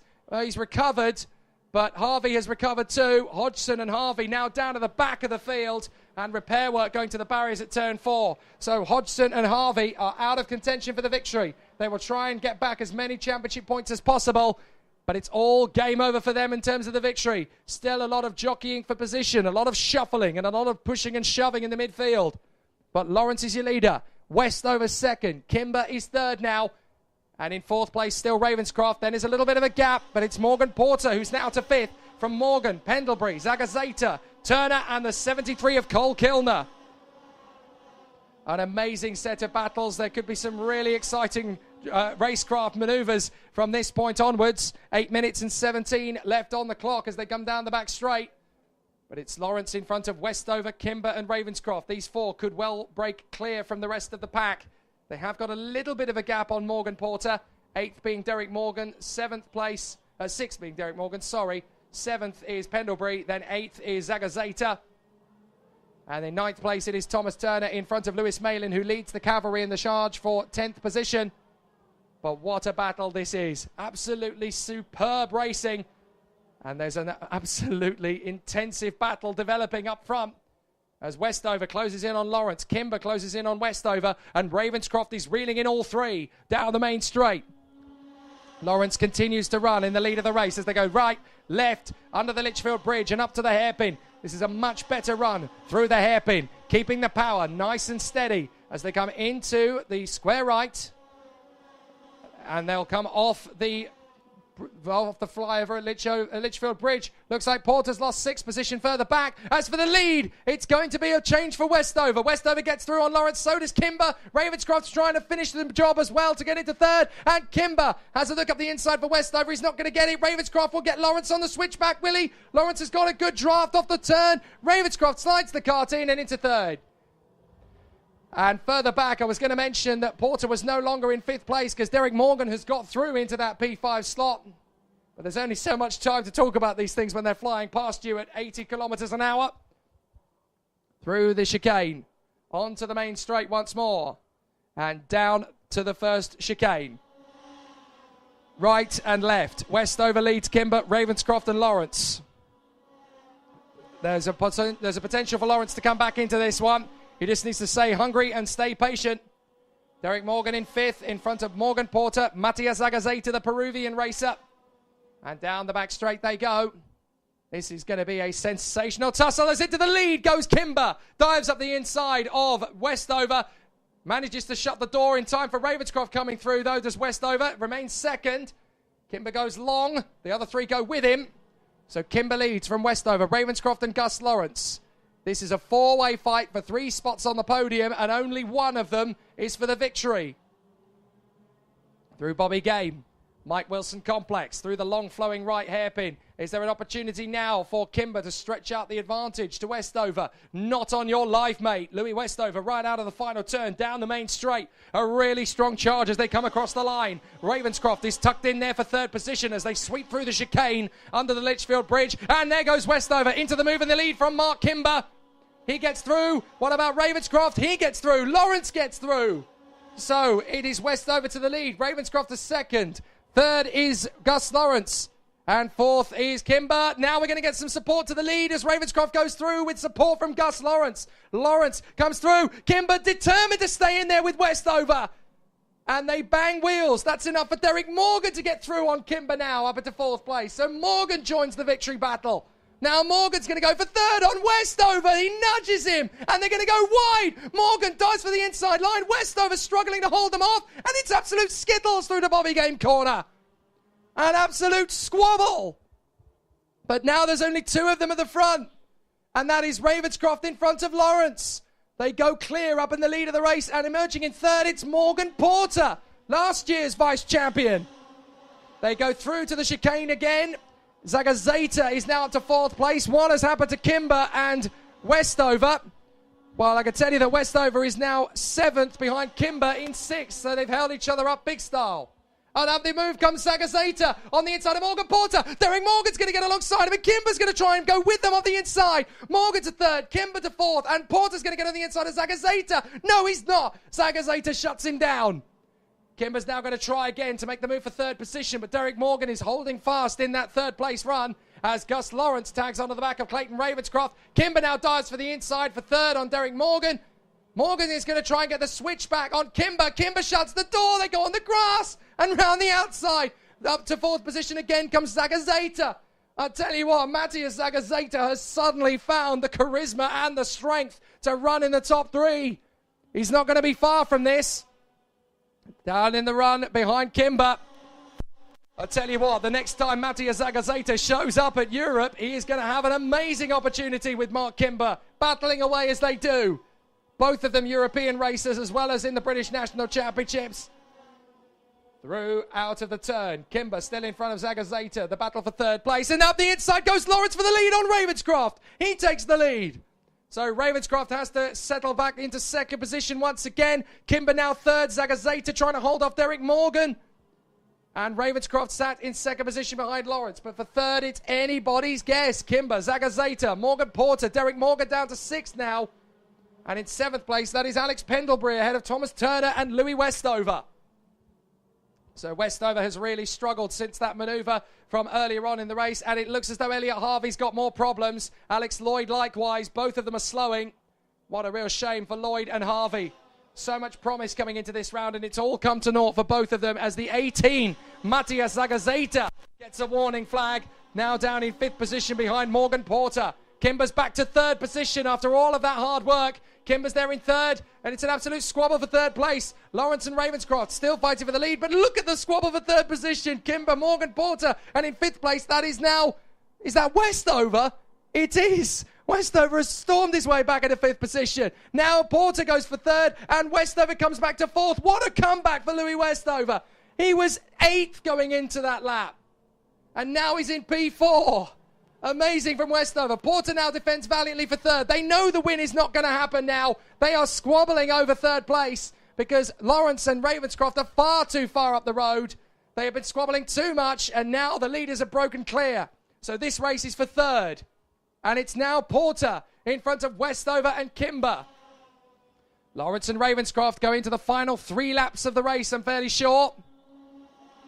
3 laps to go.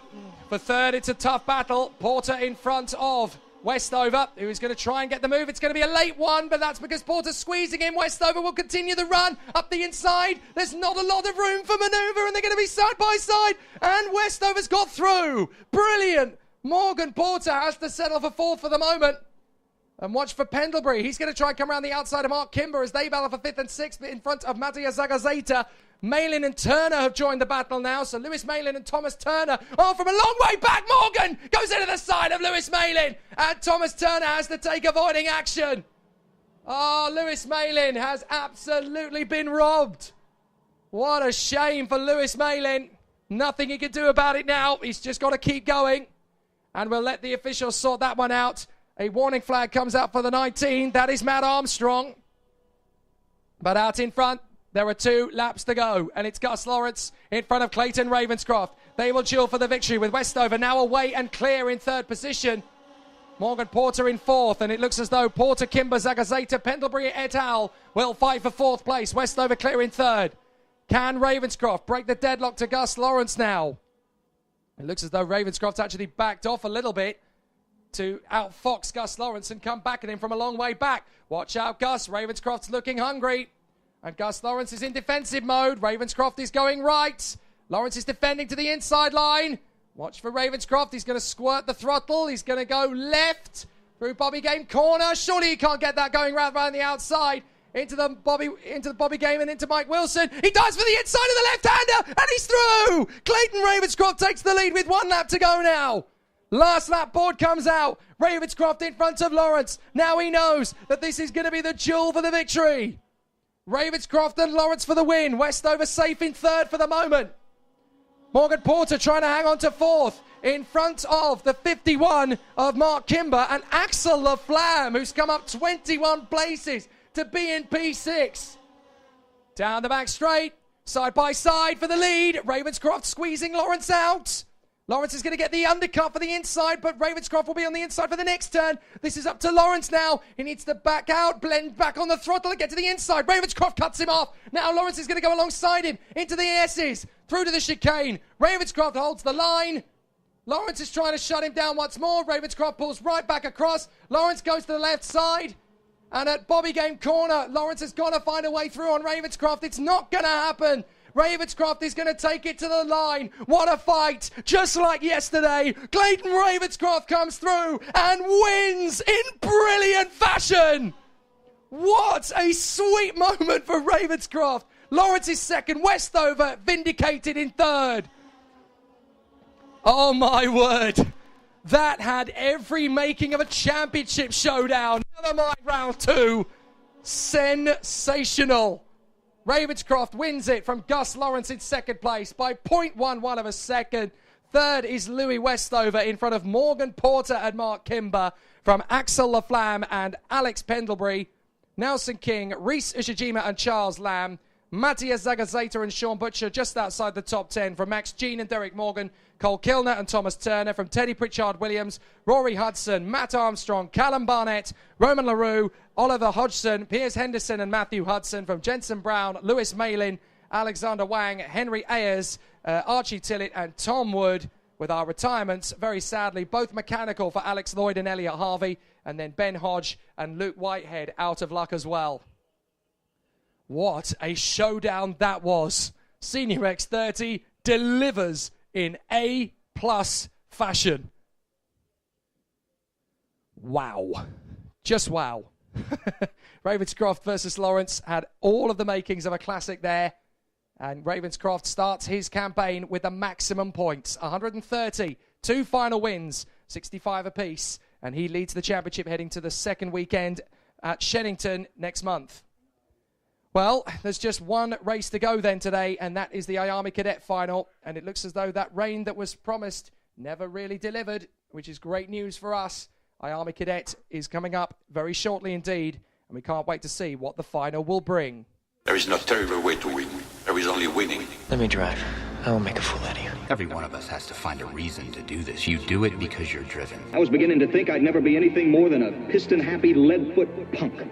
Then this starts to happen. Somebody put it in your mind you gotta be perfect every time out or you're a failure. Well, forget that. Just forget it. You ready to put away your toys and grow up? Are you ready to make more money in 1 year than your father made in his whole life? Are you ready to become a real race car driver? When I won it was probably the last time I ever felt pure victory. Because I'm quicker than all of you. And if you no longer go for a gap that exists, you're no longer a racing driver. Oh, hell, isn't that what we're in this for? To stare death in the face and to cheat it? Come on, there's nobility in that. It's like being knights. No pressure, nobody breathing down my back, just driving because I left it pure. A lot of people go through life doing things badly. Racing's important to men who do it well. When you're racing, it's life. Anything that happens before or after, it's just waiting. I just hope when you do, that I'm there to see it. Racing. That's the name of the game, isn't it? Win or lose, put up or shut up. Fine. Then let's race. Hi, I'm Tom Ingham and you're listening to Downforce Radio. Hi, I'm Jake Villeneuve. You're listening to Downforce Radio. Hi, I'm Bruno Senna. You're listening to Downforce Radio. Hi, I'm Chris Hoy, and you're listening to Downforce Radio. Hi, I'm Landon Norris, and you're listening to Downforce Radio.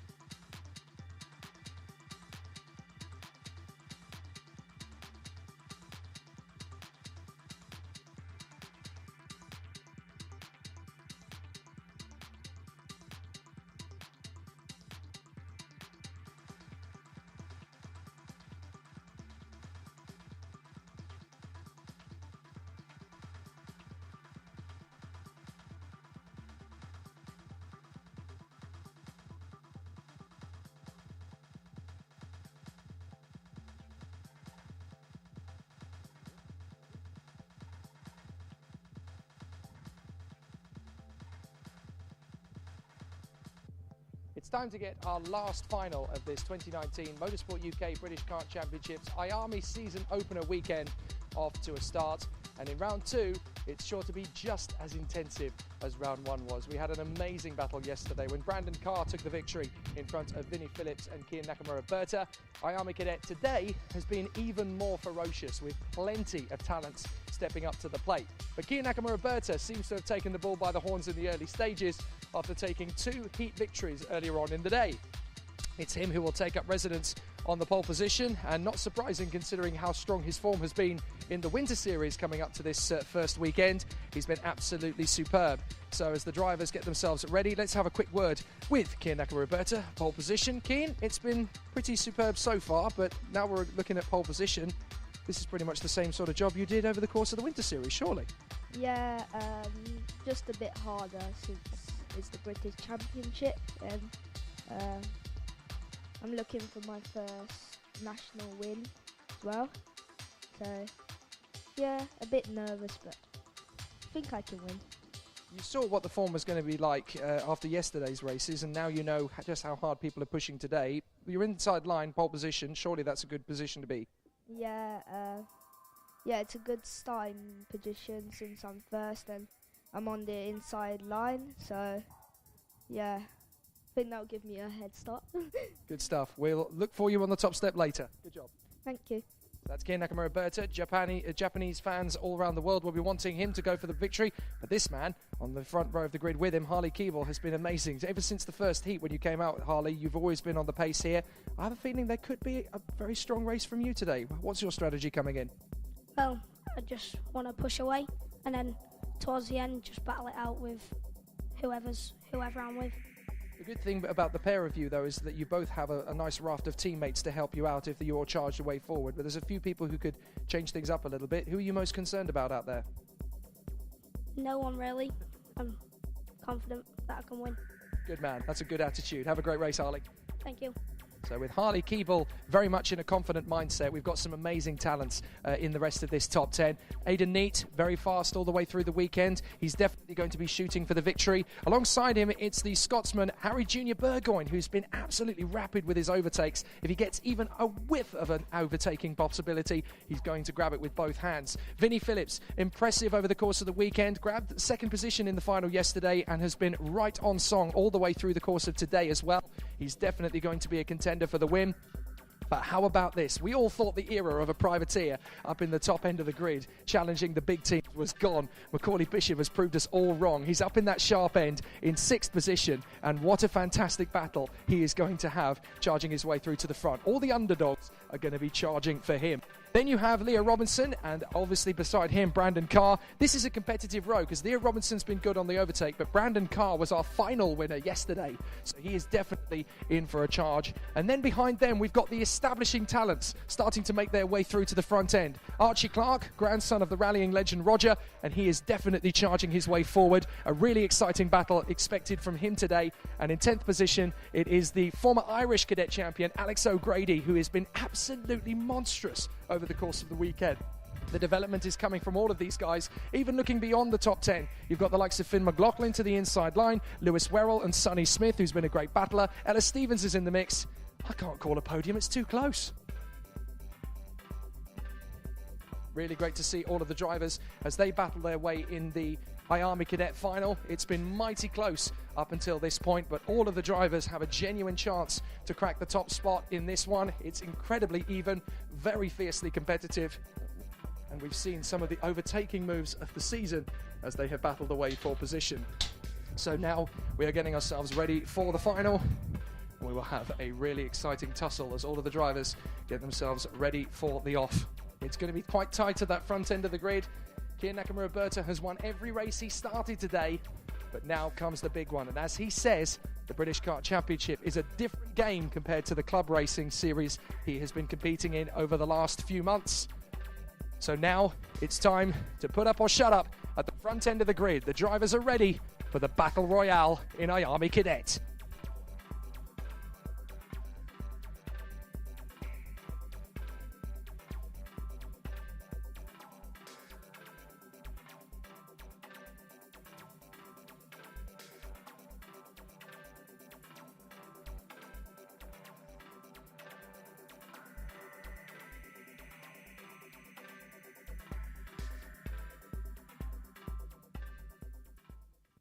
The waiting is now at an end. The IAME Cadet final is under starters' orders. Green flags. Let's go on the rolling lap.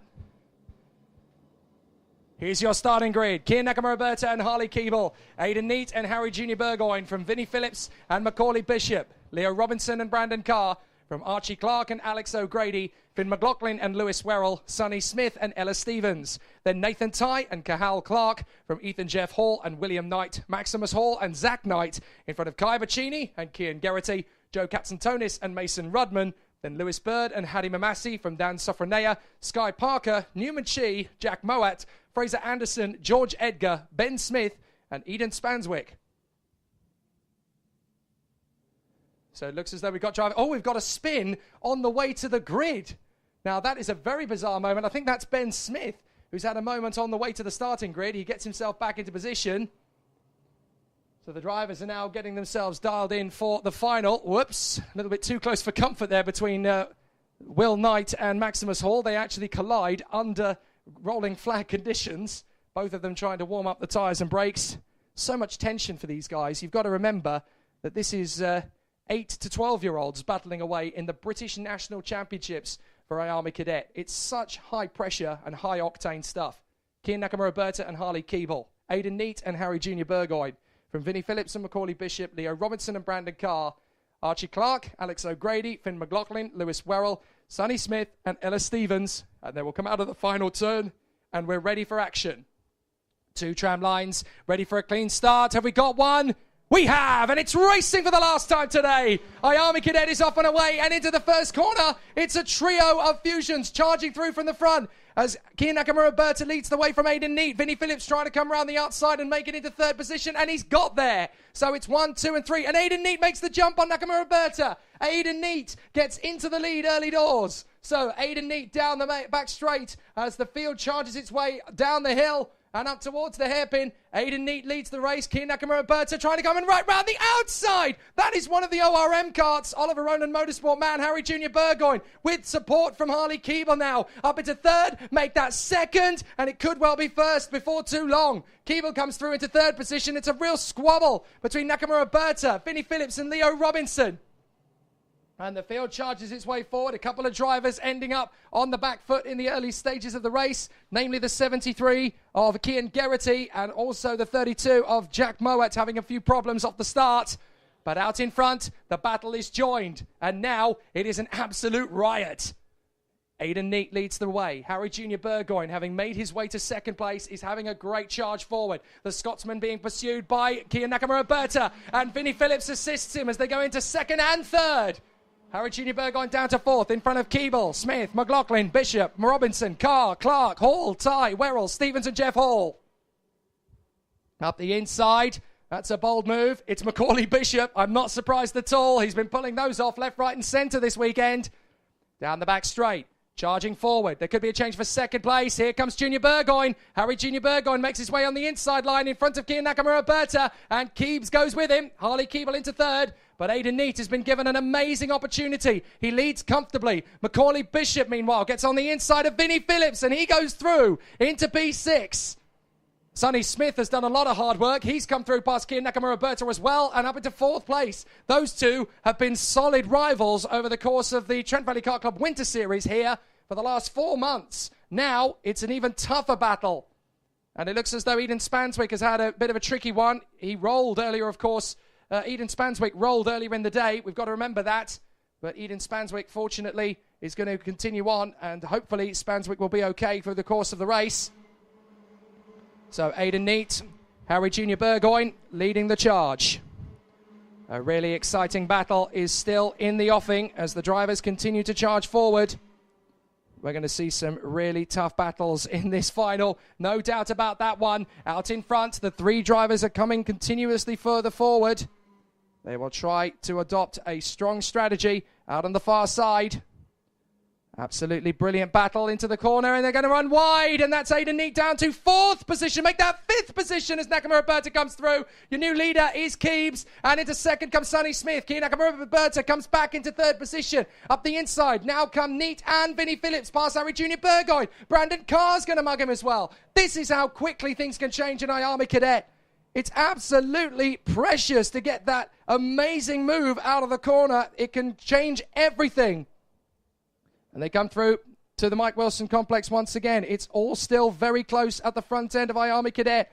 There is plenty to do, and all sorts of charges will be coming through out of the final turn, down the main straight. And it's going to be absolutely magic as they continue to charge forward.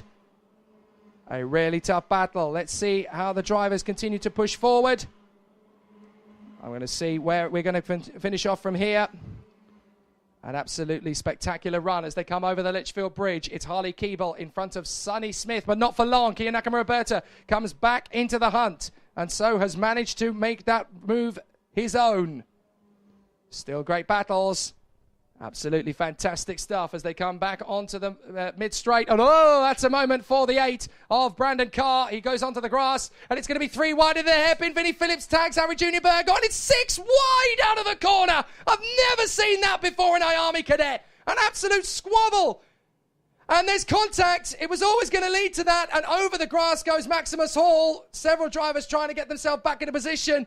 It's an absolute thrill fest, but so many people are going to try their best now to move things further forward. This is going to be very tight. A really tricky situation, though, for the drivers. They've got to get themselves back into position now effectively. But this is not going to be easy from here on in. So are we going to see another strong charge? The battle still raging up at the front end of the field. Keeble, Nakamura, and Smith. Then it's Phillips, Carr, Burgoyne, Bishop, McLaughlin, Ty, Clark, Werrell, Hall, Jeff Hall, Ellis Stevens, Aidan Neat down to 15th. Alex O'Grady, Leo Robinson, Hattie Mamassi and Kai Bacchini in front of the Night Riders. Zach in front of Will. Who'd have thought there'd be this much drama? And we've still got 9 minutes and 40 on the clock. It could still go anybody's way. Through to the hairpin. Harley Keeble going well from Nakamura Berta, and in third it's Sonny Smith. Then it is Vinnie Phillips in front of Brandon Carr. Harry Junior Burgoyne. Macaulay Bishop is still in the mix. Oh, a big moment there for Alex O'Grady. O'Grady gets onto the grass, and he's not happy. I think he feels that he was assisted onto the grass, so he's not particularly happy with the way that one worked out. But this is going to be a particularly tall order for the drivers as they continue to charge forward. But there's going to be some great racing as they continue on down the straight. Harley Keeble in front of Keen Nakamura Berta. Sonny Smith in third. Fourth is Vinnie Phillips. Then it's Brandon Carr. A warning flag comes out for the 18. That's Ethan Jeff Hall. Not sure what he's supposed to have done, but apparently it was a little bit too much. Over the Litchfield Bridge once more. And a great battle in the offing. Continuing on down the back straight. This is Keen Nakamura Berta's chance to get back into the lead on Harley Keeble. He has got a bit of time to spare from Sonny Smith, but he's not going to take it yet.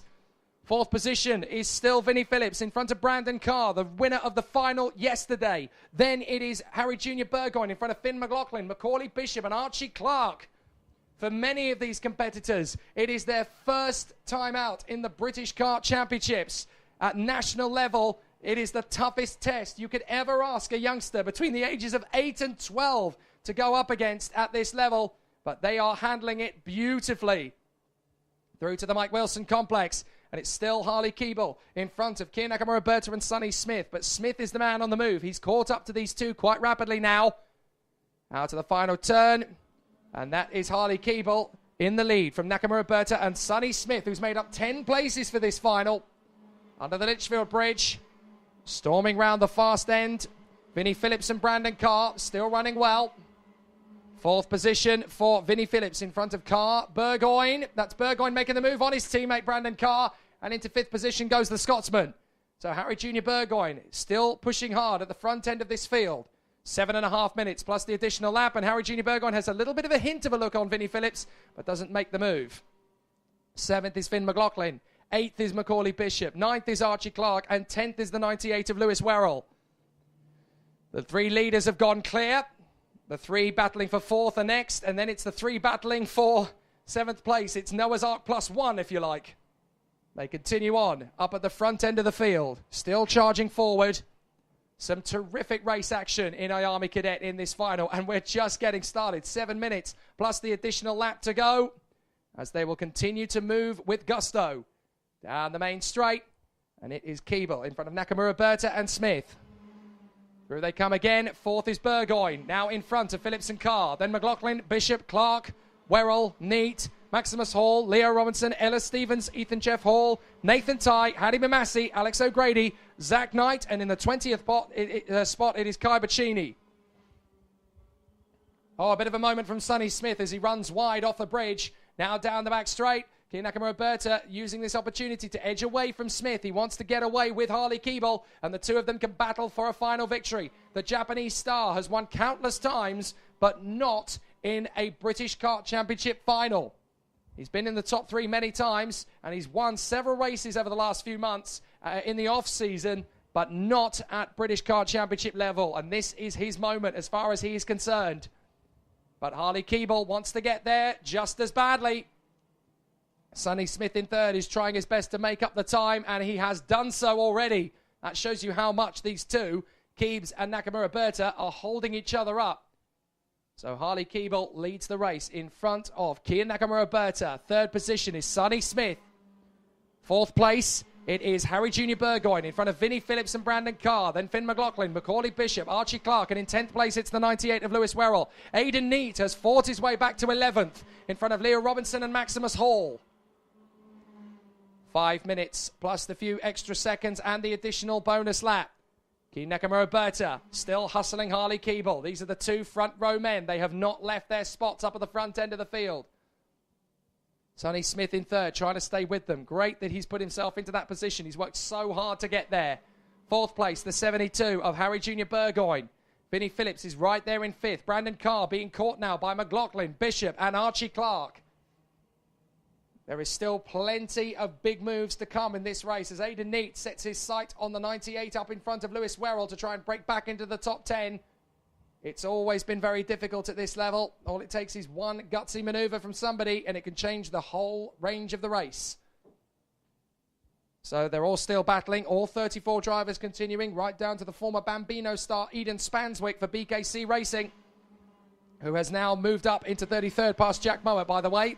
So there's battles all the way through the field, from the front to the back. And you've got to learn on the job. That's the significant thing about racing. These guys are still at the start of their career. If you are wanting to get yourself into karting at this level, you start by getting to your local kart club. abkc.org.uk is the website to get yourself into the sport as a newbie. They've all done it, and they've now come to the British Kart Championships. But you've got to start at your local club. So Kian Nakamura Berta onto the tail of Harley Keeble. They come off the hairpin on the short stretch to the chicane. And now it's going to be these two, by the look of it, who are going to be left to battle. Sonny Smith trying to stay with them, but on his own, it's going to be hard to stay intact as they continue to fight further forward. And that's a bit of a moment for Hadi Mamassi. The Canadian moves across in front of Cahal Clark and makes sure he stays in a relatively same position to where he was when he ran off the circuit. But Harley Keeble is leading by example out in front of Kian Nakamura Berta. Sonny Smith is third. He looks back to see where Harry Junior Burgoyne and Vinnie Phillips are. They are edging closer. Then it's Finn McLaughlin, Brandon Carr, Macaulay Bishop. Bishop's going to make the move on the inside of Brandon Carr into the hairpin, and he gets through. Nice move from Macaulay Bishop, and he holds the inside line. So there's nothing Brandon Carr can do to retaliate just yet. But there's still a long way to go. Watch for Vinnie Phillips and Harry Junior Burgoyne. They are edging closer to Sonny Smith. No change of position for Harley Keeble. Those two are just ticking down the laps as Brandon Carr has another look at Macaulay Bishop. Bishop is on the curbs, keeps his foot in. Brandon Carr gives him no space. Archie Clark now goes to the right side of Brandon Carr, and Bishop comes back at him. Bishop trying to get his move on the inside of the 43 of Archie Clark, and Bishop is absolutely livid. He's not happy being edged onto the curbs. And he's got every right to be irritated. It's frustrating at the front end of the field when you're battling away for the victory. But now it's these two, still large and in charge up front. Harley Keeble and Kian Nakamura Berta. They come onto the main straight again. And there's a warning going out for two of them. It's for the 8 of Brandon Carr and the 68 of Macaulay Bishop. So both of them are being given warnings. Calm down, chaps. So Brandon Carr is now battling with Archie Clark. Clark is going to try and make his lunge on yesterday's final winner. He's going to time it right, though. And that is now a change for fourth position. Harry Junior Burgoyne and Vinnie Phillips have caught up to the back of Sonny Smith. That's going to be for third place. They are charging. Here comes Harry Junior Burgoyne on the inside of Sonny Smith for third. And for fourth, Vinnie Phillips comes through. He accidentally nudges Harry Junior Burgoyne and gets through into fourth position as a result. But now it's going to be a relentless move from Sonny Smith back up the inside. Just this. He gets back through as far as he's concerned. That is a move made back. Now Vinnie Phillips will try a better move. That's more like it. Sweet move from Vinnie Phillips to get back on the inside of Sonny Smith. And that was clean as a whistle. Not intentional, of course, from Vinnie Phillips. If you miss your braking point by as little as 2-3 inches, it can just rub the kart in front. You've got to give these guys credit. They are 8 to 12 years old, and they are still learning how to be young men. Never mind racing drivers. Down the straight and in through the first chicane. The Litchfield Bridge. Harley Keeble in front of Kian Nakamura-Berta. Harry Junior Burgoyne and Vinnie Phillips. Sonny Smith, Finn McLaughlin, Brandon Carr, Archie Clark, Macaulay Bishop and Lewis Werrell. Outside the top 10, we've got Aidan Neate in front of Leo Robinson, then Maximus Hall, Ethan Jeff Hall. Ella Stevens is going well. She's running very well against her former Birrell Cadet UK rival, Nathan Tye. They are, in fact, those two, the last two champions of that series. Alex O'Grady and Zach Knight, Hattie Mamasi, Cathal Clark, and then Will Knight and Kai Bacchini. But still, these two, relentless at the front. Harley Keeble and Kian Nakamura-Berta. Now Nakamura-Berta goes for the inside line on Harley Keeble, and Keeble slams the door firmly in his face. Just as well, because we're running short on time, and it's going to be the last lap this time by. So, to the hairpin at the Mike Wilson complex. Harley Keeble stays in front of Kian Nakamura-Berta. They come off into the chicane. And this will be the last lap. They begin now. Down the main straight. Harley Keeble pulls across to the inside line. Does not want Nakamura-Berta to get through. Nakamura-Berta swings left. Tucks back in for a move on the inside. Harley Keeble ducks to the inside line. Stops a move from Kian Nakamura-Berta, who tries to go the long way round. Harley Keeble holds that inside line. And they are losing time rapidly to the third place battle. Howard Junior Burgoyne and Vinnie Phillips are still in this fight. They're still in this fight. They cannot afford to back down from the challenge. Harley Keeble defends to the inside line. Kian Nakamura-Berta trying to get the switch back. Keeble runs out wide and Nakamura-Berta's got it! Brilliant move! The Japanese star takes the lead at the exact perfect moment. But Harley Keeble is still going to challenge forward. It's easily done. But Nakamura-Berta found it hard to keep with him. Harley Keeble just running a little bit wide. And that's all it took. But Kian Nakamura-Berta is not done yet for the victory. He's got to keep this together. The pressure cooker is mounting. But he's got to compose himself in these last few corners. But the Japanese star is going to do so. He comes out of the final corner. And Kian Nakamura-Berta wins the IAME Cadet Final. What a victory! Brilliant! His first British Kart Championship final victory. Harley Keeble second. From Harry Junior Burgoyne in third. Vinnie Phillips is fourth from Sonny Smith and Finn McLaughlin. Lewis Werrell is seventh ahead of Archie Clark, Macaulay Bishop and Maximus Hall. Great efforts from them all in the top 10. Particularly Maximus Hall up 9 places to the top 10. A great effort. Brandon Carr in 11th position in front of Leo Robinson and Aidan Neate. Then Ella Stevens and Nathan Tye in front of Ethan Jeff Hall and Alex O'Grady. Zach Knight and Hattie Mamasi from Kai Bacchini and Will Knight. Cathal Clark and Lewis Bird. Mason Rudman and Newman Chi from Joe Katzentonis, Sky Parker, Dan Sofronea, Kian Geraghty, Fraser Anderson, George Edgar, Eden Spanswick, Jack Mowat and Ben Smith. All 34 drivers finishing the race. And an absolutely majestic battle to the finish in what was a brilliant win for our new race winner in the British Kart Championships, the Japanese ace, Kian Nakamura-Berta. Great job. Well, what a stunning weekend it's been. Absolutely amazing for the Motorsport UK British Kart Championships in the IAME classes. We have our winners, we have our victors, and we have championship fights aplenty. They will continue on to the IAME categories next time out in the second weekend of the championship at Shennington next month. But we all hope you've enjoyed yourselves after an absolutely stellar weekend of motor racing. 39 races of blistering action, and it's been absolutely worth every single second. They're back in action again for the British Kart Championships in the IAME classes at Shennington next month. Motorsport UK's British Kart Championships return to PF International 2 weeks from now when we head into the TKM and Honda classes as they battle for their first weekend of the British Kart Championships. A massive thank you to everybody behind the scenes at Motorsport UK and from Trent Valley Kart Club as well. All of the marshals and the officials who have been absolutely amazing all through the weekend since midweek, putting the circuit into preparation and ready for the action through Friday, Saturday and Sunday marshalling around the course. You would not believe how hard these guys have to work, and they have done an amazing job. A massive thank you to all of you. We will return to the action in the Motorsport UK British Kart Championships again 2 weeks from now for the TKM and Honda classes. I'm Jake Sanson, and I need a shower. I've totally earned it. Thank you very much to everybody. See you again in 2 weeks' time at PF International, where we go racing again in the Motorsport UK British Kart Championships for TKM and Honda. See you soon.